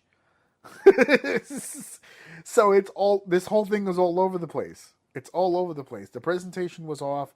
That set the tone incorrectly for this entire match. They had the match they were supposed to have, and then it is what it is. Then all of a sudden it took a cheating tactic. What was the roll of quarters? Took a roll of quarters to the skull to beat a backstage interviewer in the middle of a ring on a pay-per-view. Not just any pay-per-view. They're Bound for Glory, their WrestleMania show. This is Bound for Glory. So that was my only real issue of the match. I don't know if you have anything you want to throw in for the match itself, but that was it for me. I was like, oh no. I was starting to get the PTSD, you know, when the army guy sits there and stares at the screen and all the negative shit happens. I just love Alicia Fox's eye poke. Devastating eye poke. That was good. Classic like, Piper. Yeah. I was like, nobody peeped that? Just a quick little boop. And the fact that she didn't really sell it, she just like gave her the side eye, like, did you just really poke me? Did you boop me? Like, and I was like, yeah, she did. How dare you? The next one is the 22-person intergender call your shot gauntlet. Yeah. The winner receives a trophy and a contract they can invoke anytime within 1 year for a championship match of their choosing. Mm-hmm. And honestly, because since I haven't been watching TNA for a while now. Yeah, you were shocked. And I said, wait, what's going on? Because at first I thought it was a mixed tag team.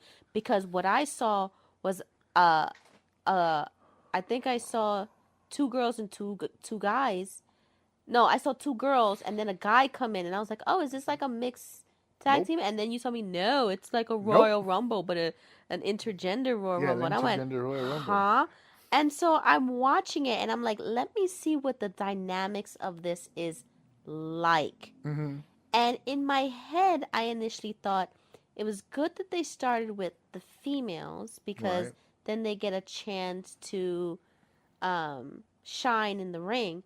But then I'm like, but once you get the guys in there, clearly the first people you're going to knock out of the ring are the girls. Yes. They're smaller than you. Yes. You know? Physically inferior across the board. I'm like, that's easy pickings. Yeah, I'm like, in my head, you're By the going way, to start with... that strategy works for dudes. You go to the smaller guy. Yeah, you go to the smaller guy. Because he's weaker, and you throw him out of the ring. But you start with the girls, and then you start with guys who are similar build as the girls. Yeah. But then all of a sudden, like, probably like the 8th or 9th person was a big guy. Clearly the big guy's going to start knocking out everybody in the ring to kind of like make it smaller and throw out the riffraff. And that's what he did. He threw out like 3 girls and a guy. Actually, the smallest, skinniest guy in the ring. He then threw him out. Yep. And I was just like, but the girls aren't going to make it. And then you told me that there have been some females in the past who have made it. Yeah, who've won and it, it made me think I need to see those matches first before I need to see. If you genuinely do, I'll pick the Jordan Grace one. I needed to see those to see this one. But see how that works. Think about the logic of it, right? Look at the girls that were in this particular match, right? Now, the one girl that everyone always points to as one of the best call your shot gauntlet matches ever is the one that Jordan Grace won. But look at Jordan Grace, right? She's stronger than most dudes. Mm-hmm. Of course she's going to fuck you up, right? It's believable that she'd fuck up a few people. And I think the last person that I think in that particular call your shot gauntlet, the last 2 people were her and Bully Ray. And Bully Ray put her over. And everybody was like, what? It was a shocking deal. But, hey, she won. And she ended up cashing in for the Knockouts title. That was, I think, her first Knockouts title win, I think. I'm not entirely sure the timeline. Again, I didn't like the ending. With the co-winners? Because like, think about it. If this is my first time watching this type of matchup, I'm like, that's not the ending I wanted to see. I was like, Yeah. you know. By the way, to your point, Kazarian's one of the co-winners, and he got in by beating up one of the girls. She didn't even get into the ring, remember? He took her out before they pulled the Kofi Kingston. Oh, well, she's out. I guess the spot's open. I'm going to go inside now. And then he became a co-winner, yeah. The co-winner thing was kind of goofy. I think we mentioned later in the pay-per-view when they came out that that's going to be a continuous tease. Like one person's going to try to cash in, and the other one's going to stop him, and then he's going to cash in. No, I'm going to cash in, and then they're both going to get their ass kicked, and nobody's going to cash in. It's going to be a whole deal that they're going to play with for a while. So we'll see how that goes. But yeah, it was a pretty interesting. That's my first time seeing one from beginning to end. I've seen clips, but I've never really seen it from beginning to end. So yeah, interesting And matchup. to think, Frankie was in 2 matches. And yeah, you know, he lost a belt, but he got a chance for another belt. He lost one belt, but he got a chance to call his shot on another. Exactly. Hey, now that's a winner. So that takes me back. This is one of those Asperger moments. New Year's Revolution 2005. Edge had the Money in the Bank briefcase, but he was also competing. I think he was competing for a championship. He opened the show. And he was competing for some sort of either a championship or I think he was fighting Flair. No title. He was just fighting Flair. And the match was like 5 minutes. They went out there, did some stuff, and he took the briefcase and just waylaid Flair over and over and got disqualified. And they're like, why would you intentionally get disqualified? Like they were getting on his case. And then he disappeared. Everybody was like, damn, that's going to be a weird Raw, right? And then at the end of the pay-per-view, he cashed in on Cena after the Chamber. So everybody's like, oh... So he wanted to cause damage to his rival without actually having to break a sweat, so that he could save himself for later. The opportunist, he was smart. Kazarian had a full-on match, and he did lose legitimately, but he knew in his back pocket he had a plan. I'm knocking one of these chicas out. He didn't attack one of the dudes; he attacked the girls, which was the only criticism I have of the intergender stuff. Forget this match for a second. Intergender, they presented these women like legitimate athletes and wrestlers. There was no bullshit with that, right? I'll give them credit for that. It wasn't like, oh, and then here's a girl, right? It was all like, we're all wrestlers here, right? 22 wrestlers. Okay, fine. The audience today, even in 2025, they don't react well when dudes hit girls. They don't. We saw that during the course of this match. We saw there's another match coming up with the 10-person intergender war. We saw it there. No matter how much you respect these women as wrestlers, in the minds of the general public, they're still women. And they don't like it. They don't feel comfortable when these big, muscly dudes pick up these women and drop them on the back of their fucking head. I don't mind. I don't mind. They don't like it. No. God. The next match was Kalani Jordan and Indy Hartwell. Yep. TNA Knockouts World Champion. And yeah, the Knockouts Championship. And you were wondering who this girl was. Who, Right? No. It was Kalani Jordan and Indy Hartwell. Oh, so who was the person that we were like, who is she? We've seen her at NXT. And you were like... Oh, that was, I know what you're talking about. That was the one that I was just pointing to right now? Yeah. That was Mara Sade. Oh. Or whatever. No, that was the one also that we were joking. I couldn't tell her ethnicity. I was like, we're like Arnold Schwarzenegger. What match was she in here? That was in the gauntlet. I had to skip ahead. Oh. Okay. But that was the one that we looked at when we were like, I was like, Arnold Schwarzenegger, what the hell are you? I couldn't figure it out. Are you black?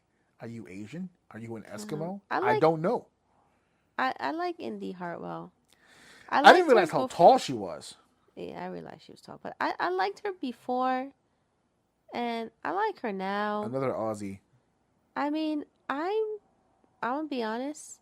I haven't seen too many matches with Kalani Jordan. Mm-hmm. But I'm not that much of a fan. But I know you're going to tell me everybody loves her. Everybody mixed. It's mixed. Athletic. It's mixed. It's mixed because, she's one of those, I think you used the word just now, the athletic ones, yeah. Yeah, I feel like she's athletic. I feel like she can do the stuff in the ring. but I'm really not getting too much personality or No. story in the ring. She's doing the moves. Yeah. She's doing the moves. And yeah. she can do the moves. Safely. And the moves look great, but I'm not getting the story Nah. that I should in the ring. You're not going to get that from a lot of NXT people, but that's, that's why they're there. Develop. And I mean, develop. she's pretty. She's pretty. I could see Light why skin. Shawn Michaels likes her. Listen, she actually does She's fit the prettier type. than Indy Hartwell. Ooh, I get that. But Indy Hartwell, at least when she does stuff, you see reactions in her face. Yeah. No matter how goofy her face looks, you can tell, like, oh, Well, when a move doesn't go well, or like when something Yeah. goes well, she smiles. Her facial expressions show something in the ring. Yeah. To be fair, you were just saying about how you looked at Kalani and you don't see much of a storyteller. You don't see someone who's expressive. Indy Hartwell might have the greatest storyline in NXT history. So we know she can tell a story. That thing between her and Dexter Lumis, Index, is still one of my favorite storylines of all time. He never spoke a word, and the whole thing still worked. I can't believe they let her go and they still have Dexter, which is crazy to me. Because they fired him first, and then she stayed. And then for whatever reason, kayfabe-wise, they never mentioned Dex again. So she just continued with her career. And then they rehired him, and they didn't know what to do with him despite rehiring him. And she got into some sort of feud with somebody, I forgot what it was, and they were going to jump her. And he came out of the ring and defended her, and they went, her, and they did the crawl thing again into the kiss. He was like, he's back. Her husband is back. So yeah, she when put in the right position, she's very, very creative. But again, outside of that WWE system, a lot of these people struggle. Kalani's in the WWE system and she's struggling, so it is what it is. She can, like you said, she could do all the moves, but actually, this is actually a really good point from what you said earlier about Stephanie Vaquer. This is it again, right? It's the she's a great wrestler thing, where it's just like. She's an athlete, She could do a split-legged moonsault. So yeah. So we're gonna see. We're gonna see what happens with all this stuff. But I liked Indy. Okay. Indy, the House of Glory Women's Champion. And it was for the TNA Knockouts World Championship. Yeah, which is being held by an NXT roster member. I know. That I don't like either. I have to get used to that shit with these working agreements with these companies. I love it. And then the next one was the 10-person intergender hardcore war. Yeah, with the system versus Order 4. That's all you need to say. We don't need to go any deeper than that. Because this is, if Dave was here right now, what Dave would be saying, this is exactly how Dave would do it. So the next match is the System versus Order 4 at a 10-person intergender hardcore war. They did all right. On to the next match. I think the only takeaway I had from this was, I was like, that's not my Eddie Edwards. Oh, you did mention that. Yeah. That's not. Because you said, oh, look, it's your boy. Yeah, and for a you second, were a big Eddie Edwards fan back in the day. You said, that's your boy. And I don't know if you noticed, but I stayed quiet. And I looked at the screen, and I'm trying to look like, which one is my boy? Is he talking about is my boy? Like, I had to take a second. I was like, is he having a stroke? Who the fuck is who's my guy? So I'm looking, and then you say his name, and I'm looking like, I don't see him in the ring. And then I realized, ooh, he's gained some weight. Yeah. I was like, this current Eddie Edwards looks like he ate the previous Eddie Edwards. I did not recognize him. Yeah. I was looking. I was looking hard. Like, who are you talking about? Yeah, he's a bigger boy. And he's a bigger boy. And I didn't recognize him. And it took me a minute. It took me a hot minute. But at least he was on the winning team. Yeah. You know? There's always that. Yeah. This is one of those things where it's just like, I can't I can't keep track of everything, and I don't want to. I don't have a problem with hardcore wrestling when done correctly, and I do know that there was a story attached to this. This was the blow off of months of a program involving individuals, involving the ladies, involving Moose, involving Mustafa. So I know that there's more to it that I just didn't see. Mm-hmm. So I can't kill the match for being a quote unquote hardcore match when I know that it was the end of the feud. See, I didn't know watching it Right. that it was a hardcore war match. I must have missed that part. That part of the But conversation. now the thumbtacks make sense Yeah. now. And You thought they were just what, skirting the rules? I just thought they had a moment. I was just like, is this street rules? Is this like I listen. I'm gonna be honest. This is the point where I was just dabbling in my phone just a little bit starting more, to zone out a little bit. and I was here. zoning out. And I'm sorry, but this chick, and this chick with the K-pop Demon Hunter's hair and the white and green outfit. Alicia Edwards. Yeah, I was just like, who is she? That's I Eddie's was wife. like, she look That's Mrs. Edwards. okay. Well, Mrs. Edwards looks whack. But she took the best. She bump looks of the green, and you know what? That's a good color for her team, green, Right. because I mean, she But looks she took green. the best bump of the night. I know, but it's just as soon as she landed, she looked like she was dead, and she didn't want to move. She took it. Until she had to move. Yeah. She took it, but she was regretting it with her whole fiber, her whole being.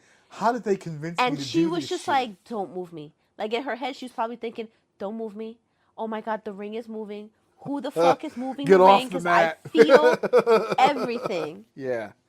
Um, That's one of the things about, I think, that people lose track of when it comes to something like the thumbtacks.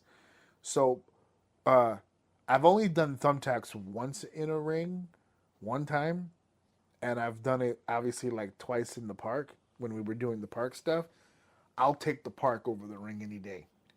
Because in the park, although the floor is obviously much harder, once you hit the tacks, it doesn't move anywhere. It's not going anywhere. Like you said just now, when you take the tacks in the ring, the fucking thing is shifting every time somebody shifts around. So if you're in there with one person, that's irritating. She's in there with like 5 people, all moving around all at once. yeah. You're on a She looked like trampoline. she died. Like You're on she blacked out for a was- second. yeah. She landed and she didn't move. Not She for was nothing, but done. the way that guy threw her, if there was no tacks, that bump would have sucked. He picked her way into the air and he fucking threw her, which is key for thumbtacks. I tell people all the time, if you're going to do thumbtacks, rule of thumb, the harder you fall into them, the easier it's going to be for you. If you powder puff that shit, if you kind of somewhat fall into it, it's going to suck. She had at least 20 on her back. Yeah, but she took it straight up. That's the best way that you can do that. That's the only way to really do it. Every other way sucks. You got to be able to just flat back, just fucking take it. Boom. And then Mustafa with the fucking 450 onto the tacks onto his stomach. Right after, because he went to hit Alicia Yeah. with it and she rolled. That was She the only time rolled she out. moved. Was when Yeah. she had to roll out of the 450. He ate that shit full Because they speed. put tacks on her stomach, and I was like, no, Yeah. that's gonna be even worse. And then she rolled out. And then she rolled out, and I was like, thank goodness. But when he landed, he didn't really get any of those thumbtacks. He Nah. really didn't. He didn't really make much contact. Which, with I those mean, he thumbtacks. took a bump on it, but there were a lot. I noticed that after I saw it again, because because most they of them went replayed in it. her back. No. Most of them, she ate most of the tacks. Mm-hmm. But for the loose ones that were there, a lot of them had moved or Rolled, shifted. yeah. So they weren't pointed up for most of them. Mm-hmm. When they point up, you get that quick little insertion of Little the prick. the prick, Mm-hmm. and it sticks on you. The fact that it didn't stick means they were either upside down or cornered, where it like turns and it's just the flat part up. Mm-hmm. Still sucks as a bump, but at least he didn't get stabbed. That's why I was screaming when he did it, don't pick your head up. Because when he was selling it, if you notice, he sold low. He didn't really come off the mat too much. He kept his head low. Most people, they freak out. They hit the bump and they immediately get to their knees or something. That's bad. because you want to give the illusion that the tacks are in you. So you don't show your belly, so you sell low. You just keep with your stupid facials and stuff like that. But they executed everything perfectly. It's just it was what it was. It was a 10-man tag, intergender war games, whatever the fuck. Whatever the fuck it was. So. And then the next one was Leon Slater versus Javon Evans. That boy bouncy. Which Dave's gonna be pissed he didn't see this match. TNA X Division Championship. Or as they call it on the show, the signature TNA Championship, because it's the X Division. Nobody else. Signature. I like that. That's the one title that hasn't been copied or duplicated. I can't recall too many indie companies having an X Division Championship. I don't know if it's out of respect, or it sets or sets the bar too high. They don't want to put X Division title on the card, and people go, "Oh, this is gonna be amazing," and you got garbage talent in the match. But you know what? I don't know. Again, haven't watched TNA in a while. I didn't know Leon Slater or Javon Evans. Javon's NXT, yeah. And yeah. And I think that this was the match where you were saying was a dream match. Yes, absolutely. And honestly, looking at the two of them, I didn't see why. Physically, right. Based on their unimpressive appearances, physically, unimpressive. I was like, don't get it. Right. And then you said no, they're both really good. They're both really athletic. Mm-hmm. But then you said their age. I didn't. The TV did, and you confirmed it.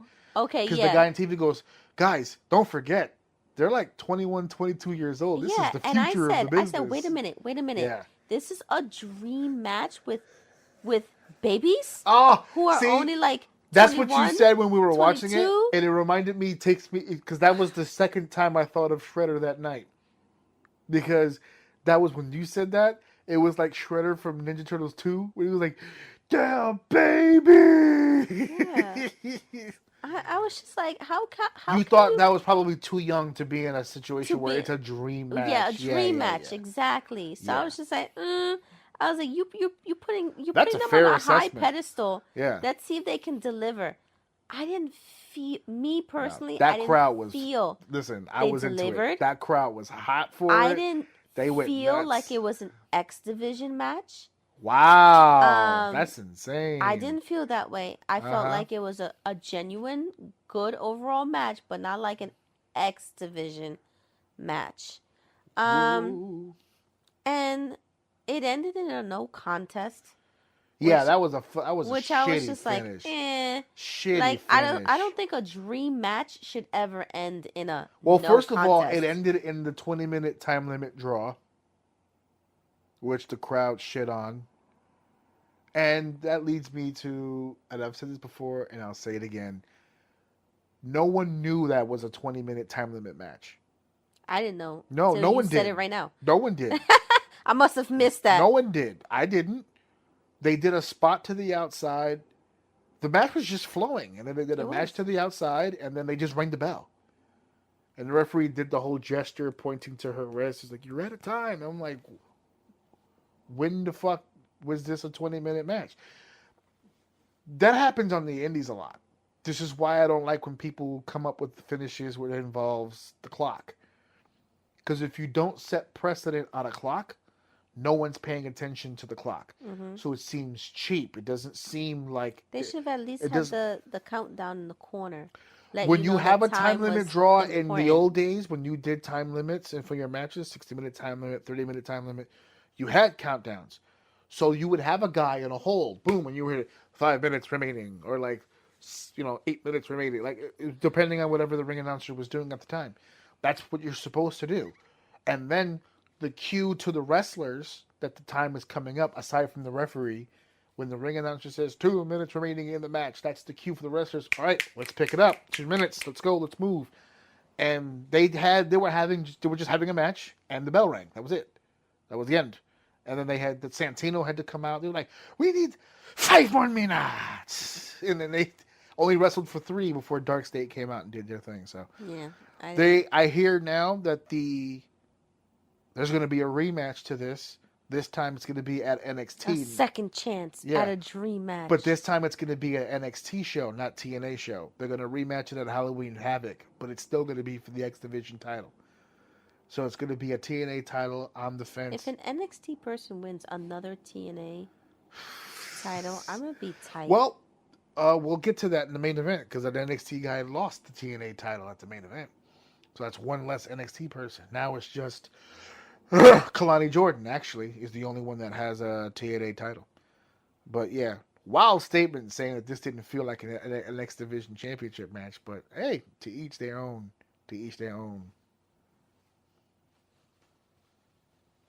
The next one is what you felt should have been the main event of the pay-per-view. The Hardys. So I'm going to need to explain that now. Versus Team 3D. Yes. Tables match for the TNA World Tag Team Championship and NXT Tag Team Championship. Yeah, everyone's making a big fuss about NXT people wearing TNA titles. Now we have a TNA talent wearing an NXT title.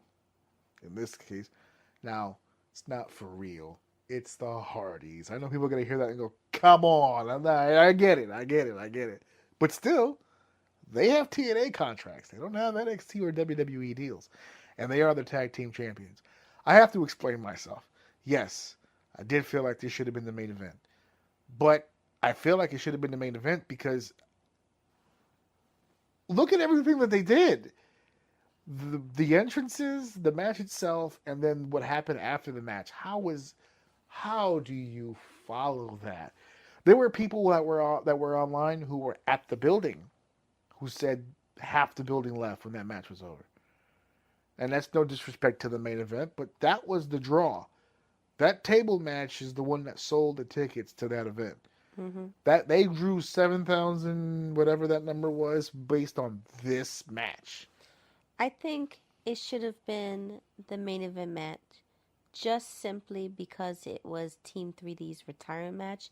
So there was a lot of emotions built into this match. It was going to be emotional, you know? And sometimes you have to let the audience get through that emotional state.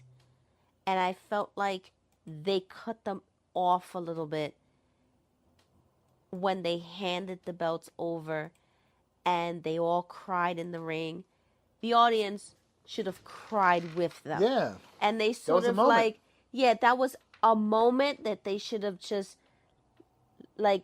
ended the pay-per-view with, so everybody can just stay in that state of emotion. But they just ended it too quickly, and then they just went off to the next one, hoping that emotion would, counter or overcome this emotion, and it didn't.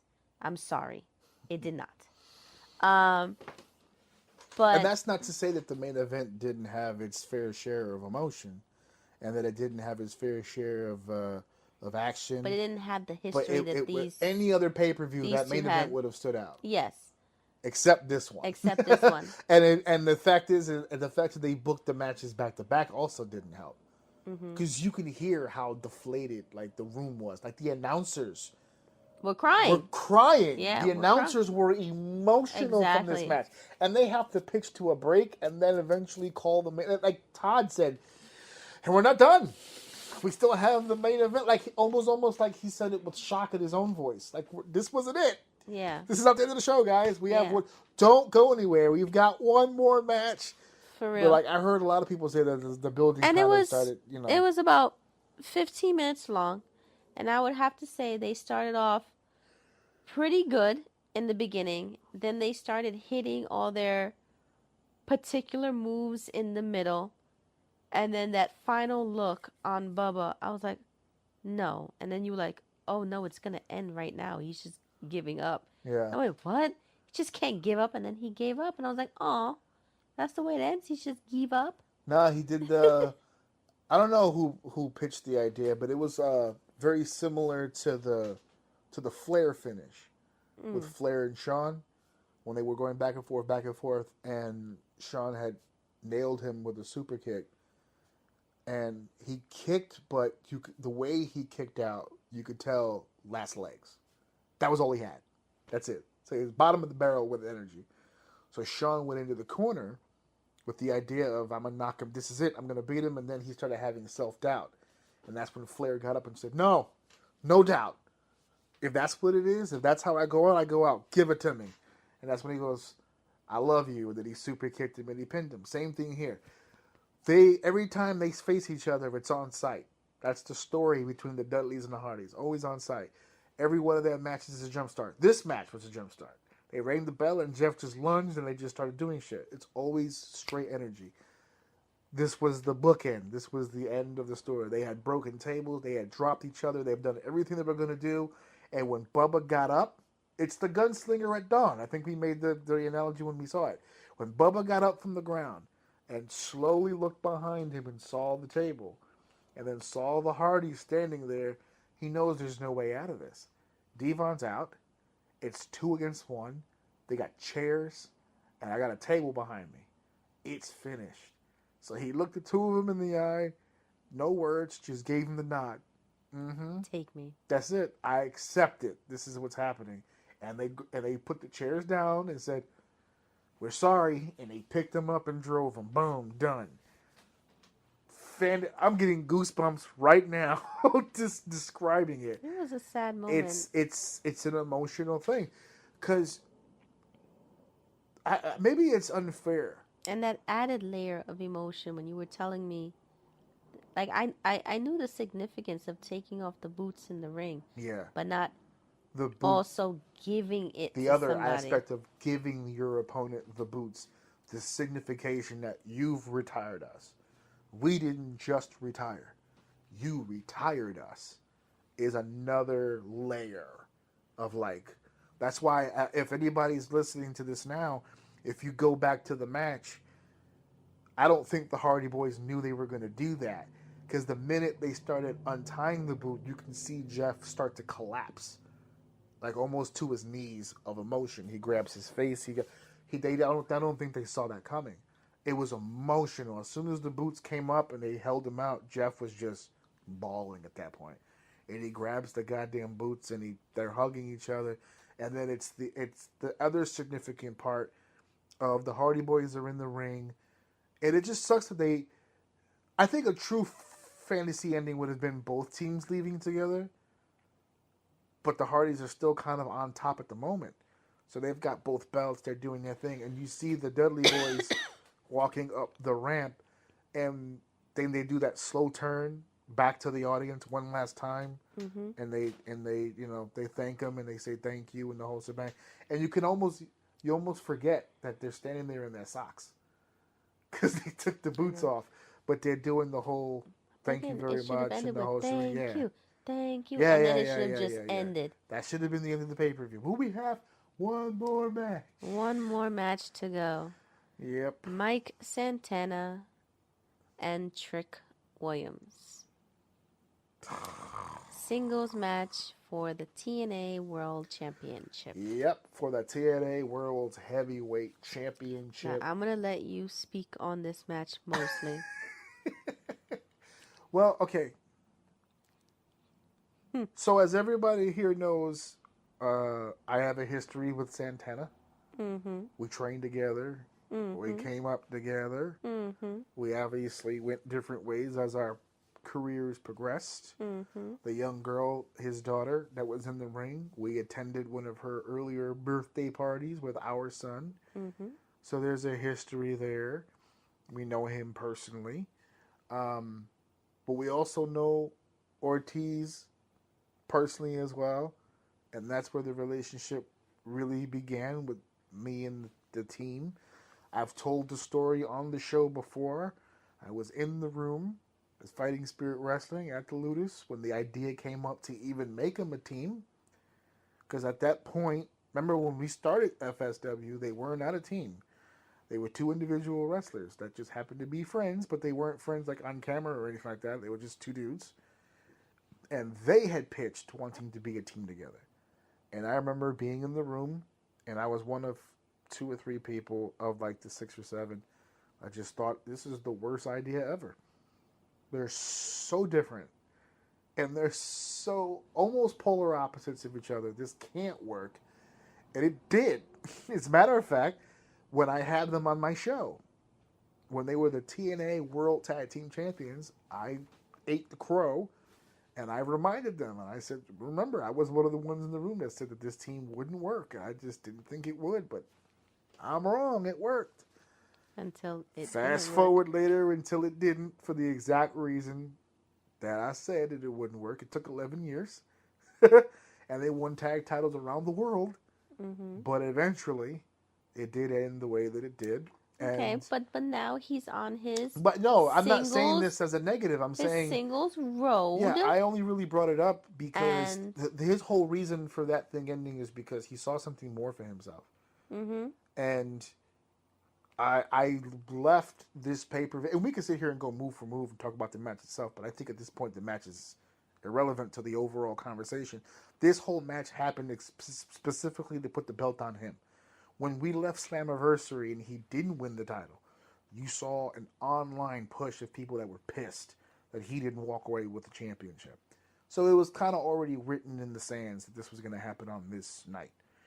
But as speaking as somebody who's been with him or in the beginning of his career, and all those trials and tribulations that you hear about in the packages when he talks You're about, happy for him. at the end of the day, I am happy for him because you can agree or disagree with the way that he went about how he got there, Mm-hmm.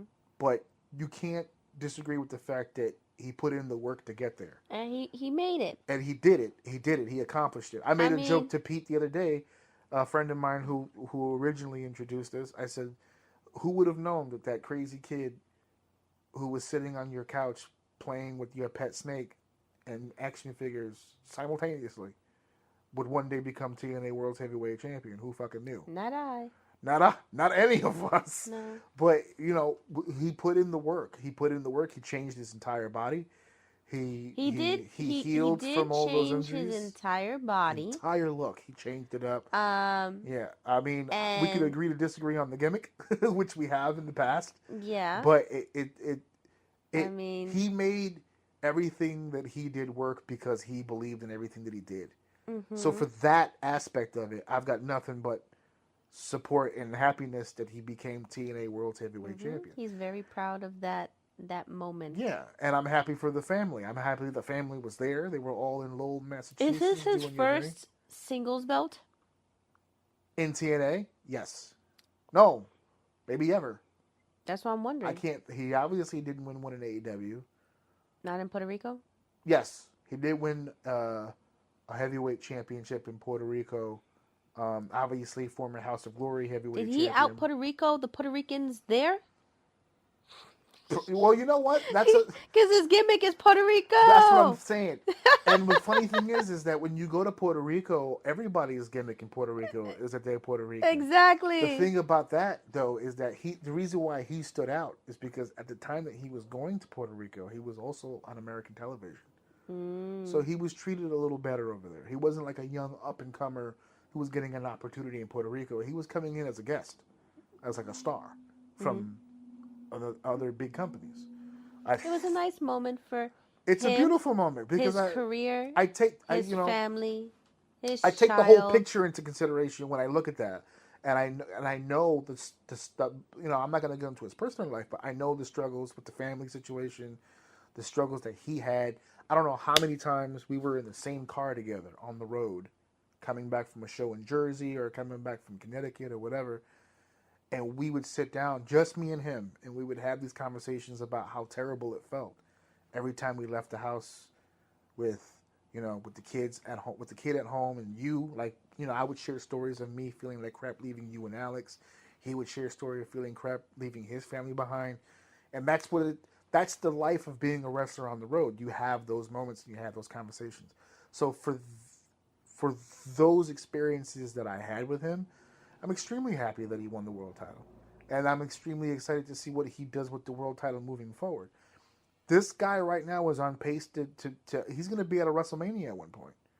He's going to be. They're already offering him the deal now to go to NXT and move up and do all that other stuff. He's on pace. There's no they wouldn't have put the world title on this guy if he wasn't going to be a figurehead for this company moving forward. So I'm excited to Maybe see. they'll put him in AAA. Oh, that would be interesting, actually, to see a Puerto Rican try to get over in Mexico. That would be very interesting. mean, he wouldn't be the first, but in 2025, that'd be difficult to pull off. just work But on yeah. his. We have the personal. Work on different styles. Yeah, we have the personal connection to Santana, but shout out to Trick for being the heel that he needed in that situation, because Trick wouldn't shut up about Max Santana even when he was on NXT television. So that I got to give him some kudos as well for the role he played in all this, because he healed it up. He made it really easy for Mike to come across as the good guy in this situation, because he was kind of a dick. Trick and A, he was doing all that garbage. Now Trick can focus back to being just an NXT superstar and stuff, and we'll see what moves of it. But they say in wrestling, you're only as good as your last match. Okay, he got his WrestleMania moment for TNA, Bound for Glory. He got his Bound for Glory moment. We're on to the next one now. We're on to the next one now. Yeah, so they're gonna be. I think they said they're gonna be in Newark. Are they gonna be in Newark next, TNA? So that's a little closer to home, right? For the world champion, right across the river. There should be a nice little New York centric audience coming to the show. Mm-hmm. So we'll see what happens. But yeah, you asked me earlier what I felt about the whole show of Crown Jewel, and I was like, yeah, better than WrestlePalooza. As a whole, I felt like this was a solid show for TNA. The back end was really cool, but the beginning wasn't really all that bad either. Like, 9 matches? Yeah. A lot of matches. Reminded me of an AEW show. Yeah. But I think the matches. matches. 9 matches is just pre-show for AEW. I think the matches were better than AEW. Everybody's matches is better. So, I just didn't like some of the. I just didn't like some of the finishes on this show. That's all. I didn't like the no contest. I didn't like the double. The Cole winning of the call your shot. Questionable decisions here. I didn't like Tessa Blanchard having to cheat, that type of ending. So I mean, the endings. Yeah. I didn't quite agree with. But everything else was, I think, solid. Yep. So it's over now. Thanks for being on the show again. She's back. She came back. I had mentioned earlier that Dave was going to be on sabbatical. I don't care what he says. He's going to be on sabbatical. But he has said that he wants to be back next week. We'll see what happens in a week. I don't think he wants me taking over full time. I don't think he's going to do it. But on the off chance, we'll see what happens. Yes. So we'll figure out what we're gonna do next week. This was episode 246. We'll see what happens with 247. 8 years in the can as of last week. But now we're heading next week is, let me pull it up here. We're getting closer and closer. It's not next week, it's the week after. We'll be heading more into Halloween territory. I don't think there's any more big shows we'll have to be worrying about, so we'll have to find something else to talk about next week. But we're definitely going to be doing something for Halloween in about 2 weeks. I don't think we'll be live, but we definitely will be doing something for Halloween, and possibly even having some guests on to talk about all the darkness of Halloween, which is coming up. So we are going to be on the road. This week we're heading off to see some family down in Jersey, boys and girls. So we're going to try to keep to the schedule. I'm going to try to record on Tuesday again. We're late again this week on account of Dave's sabbatical. We had to push it an extra day, which is fine. We're recording this on Wednesday the 15th, and then we're going to put it up tomorrow, Thursday the 16th. But next week we should be back to our normal schedule. And we're inching ever so closely to Survivor Series in San Diego, California. So thank you guys for listening. Thank you guys for sharing. Thank you guys for enjoying. And babe, thank you for coming. We'll see you guys next week. Mic drop. Wait a minute. This is too much. Cooking it like a pro. Wrap it up, everybody. Show's over.